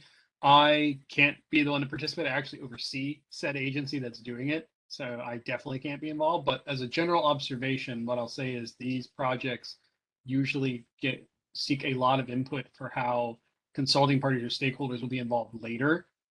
It might be something for us to think about if the ARB or the county wants to have continued involvement, because any coastal zone or flood project is going to take several, if not tens of years to complete. And so you want them to be coming back to you if this is something that they end up pursuing. And John, I see your hand up. Yes, thank you, Mr. Chairman. I think it's a good idea for us to be involved in this, in particular because the mitigation that's proposed for areas south of Old Town called New Alexandria would install a wall along the George Washington Memorial Parkway and separate that community from the waterfront. And I noted that when there was a similar situation in Old Town Alexandria, they were putting retractable berms in. So it's that New Alexandria section is old enough, and particularly the garden apartment section of it could be considered a historic overlay district at some point. And so that's something that I've suggested already to a couple of people I know who live there, that they might consider getting themselves listed on the county inventory as a means of establishing it as a neighborhood to keep an eye on. Thank you, John. I would encourage you all to take a look at the Charleston one that just got completed and is going to be underway for the next who knows how many decades for their storm surge wall that's going to surround the peninsula, basically. It's a pretty insane project in scope and scale. Any other comments on that one? Obviously, Laura's going to send us an email with the pertinent dates we need to keep in mind, as well as the deadlines. While she's subbing in for Denise, remember Denise, I think, is going to be back by before then, so we should get our comments to her, correct, Laura? All right. I guess the other question is, unless you have any, Laura, it would be any new business. No new business. I don't think I have anything for new business. Saw Joe put his hand up. Yeah, I guess 2 things. Next week, I guess I should have said it before the new business started. Next week, Tuesday, July 19th. As you know, I'm on the board at the workhouse right now. I just got officially on that. And they have a phase 2 vision report. It's a Zoom meeting at 6:30 next Tuesday that I'll be attending, just to see what's up at 7 o'clock, 7 to 9. I was at the first one, and this is a follow-up on it by the architect. So it's all for the master plan, phase 2. All right. Thank you very much for your efforts and congratulations on the appointment. Yeah, I'll be on the, you'll see me, but I'll have to recuse myself like you want. Laura brought up something too. Laura, should I bring up what you mentioned to me or not? No, she says no. Okay, done. No, you can bring it up. Mysterious. You can bring it up. The discussion was about the August meeting, because I know Mr. Plumpy had brought it up last time. Yeah, I didn't know if there wanted to be a further discussion. Yeah, I brought it up because just to give the county staff a break. I think they're getting burned out. At least that's my observation, and maybe discussions. And also, I think it's perhaps a prudent thing to do, perhaps, to annually have August as a recess month like other jurisdictions. I'll bring it up again. I know last time it was Last year it worked, but this year I don't think there's enough support for it. But I just feel that it makes sense. I think, as you can tell tonight, we have 5 people gone from the 12. So it is summertime, and it's time. I think, as we all have experienced during COVID and moving forward, I think it's good to have a mental break from this stuff. And but I'm not complaining. I'm just observations, and that's all I'll say. So, I mean, I feel like I kind of am inclined to agree with you, Joe, that if we started to make it a regular thing, I would not be against the idea of having an August recess like the other boards do. I think the question would be to Laura, one, do we need to make that in the bylaws, or could we vote on it early enough and we get a calendar for 2023 that we could just say that's our calendar? We're going to do an August recess. I worry about, just me personally, worry about doing it for next month if we're going to, if there's already things in the queue. But at the same time, I'm not against getting a little time. I've got a kid that's going to be stuck at home because he has to start kindergarten, but he can't go there yet. So I feel you all there with that. But I think we'd probably have to make a motion on it and just advertise with enough time. So, I mean, if we don't have a quorum, we can't meet. So if there's enough people. also worried about the technological snags we had today. That we really got hit with a lot, like the applicant having trouble using WebEx. That's, I mean, that you can't tackle that. That just happens. But I don't think we can't hear Kay. Ms. Camblin is, I believe, still stuck in the attendees section. She was never able to get out of it. We were never able to elevate her to this section. And Steve, so I know Denise talked about switching to Zoom, but I really feel like we need to I mean, no, it's not your fault or Grace's fault. WebEx is what it is, but if we need maybe an August recess will give us a chance to tackle that issue too. Mr. Chairman, I'll point out that we intimated to several applicants tonight that they could come back next month. That's true, John. but then they can always do a better job for September. Yeah, but Just if we got a saying. contractor waiting to start. Prices will go down. I think there's two ways to look at it, John, in my opinion. But hey, whatever. All right. Well, if there's not an appetite for that, I do agree with John that maybe we've already written ourselves into an August meeting. But I think then we should maybe make a motion now for future August meetings. If we want to make August our recess month, then we could say starting in 2023, ARB takes a recess in August. I'd have to entertain a motion if we did that, though. Okay. Mr. Chairman, I'd like to make a motion to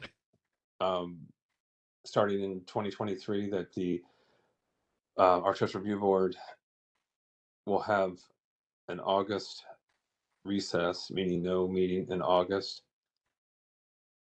moving from 2023 and forward. Is there a second for that? Oh, Laura, you have a question. And direct staff to determine how to make that possible. Like if we have to vote, if we have to put it in the bylaws or whatever have you, Sure. We can figure that out. Yes, I will accept that friendly amendment. It depends on what your bylaws say about whether you shall meet. All right. Well, I think that's why if we do the motion that way, Laura and Denise can report back to us, and we have time to make that decision. If we need to make the change to the bylaws to accommodate that. But I don't think you have a shall because you've taken August off before. It's taken August off before. Yes. But we're better safe than sorry. So with Joe's amended motion, is there a second for that to direct staff? Second it. Seconded by Ms. Murray, that we would begin in 2023 a August recess to allow staff time to relax and focus on things, as well as staff would examine the requirements needing to bring that into a permanent rotation. All those in favor? Aye. Aye. Any opposed? Any abstentions? I'm not seeing any. So Laura, you can abstention from Ms. Swan. Okay. So motion passes, and Laura, you can let Denise know that we wanted to look into that, and she can touch base with me about what we might need to do if we need to make any changes. But it sounds like we can start setting that up, and that's more, as you said, Joe, in keeping with other boards that do that. Yeah, exactly. And Mr. Burns, I'm not trying to be difficult with you. I was just kind of pulling your leg a little bit, so no worries, man. No worries. Oh. The only other thing we might consider is looking statistically. Does July or August have fewer applicants and fewer and more no-shows? Well, it's interesting.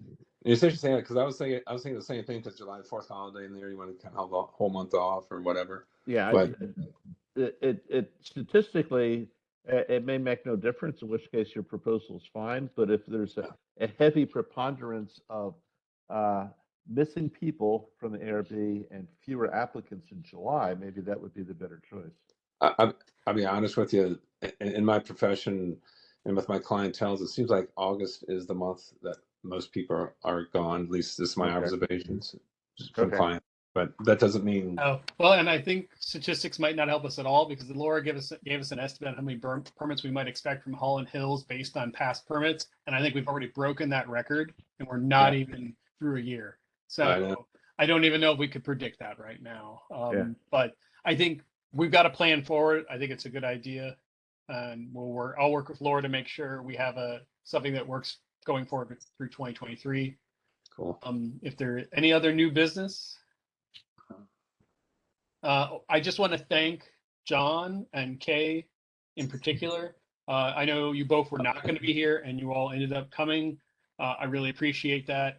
Again, I'm sorry that we're having technology issues. And I know Laura, Grace, that's not y'all. This is WebEx.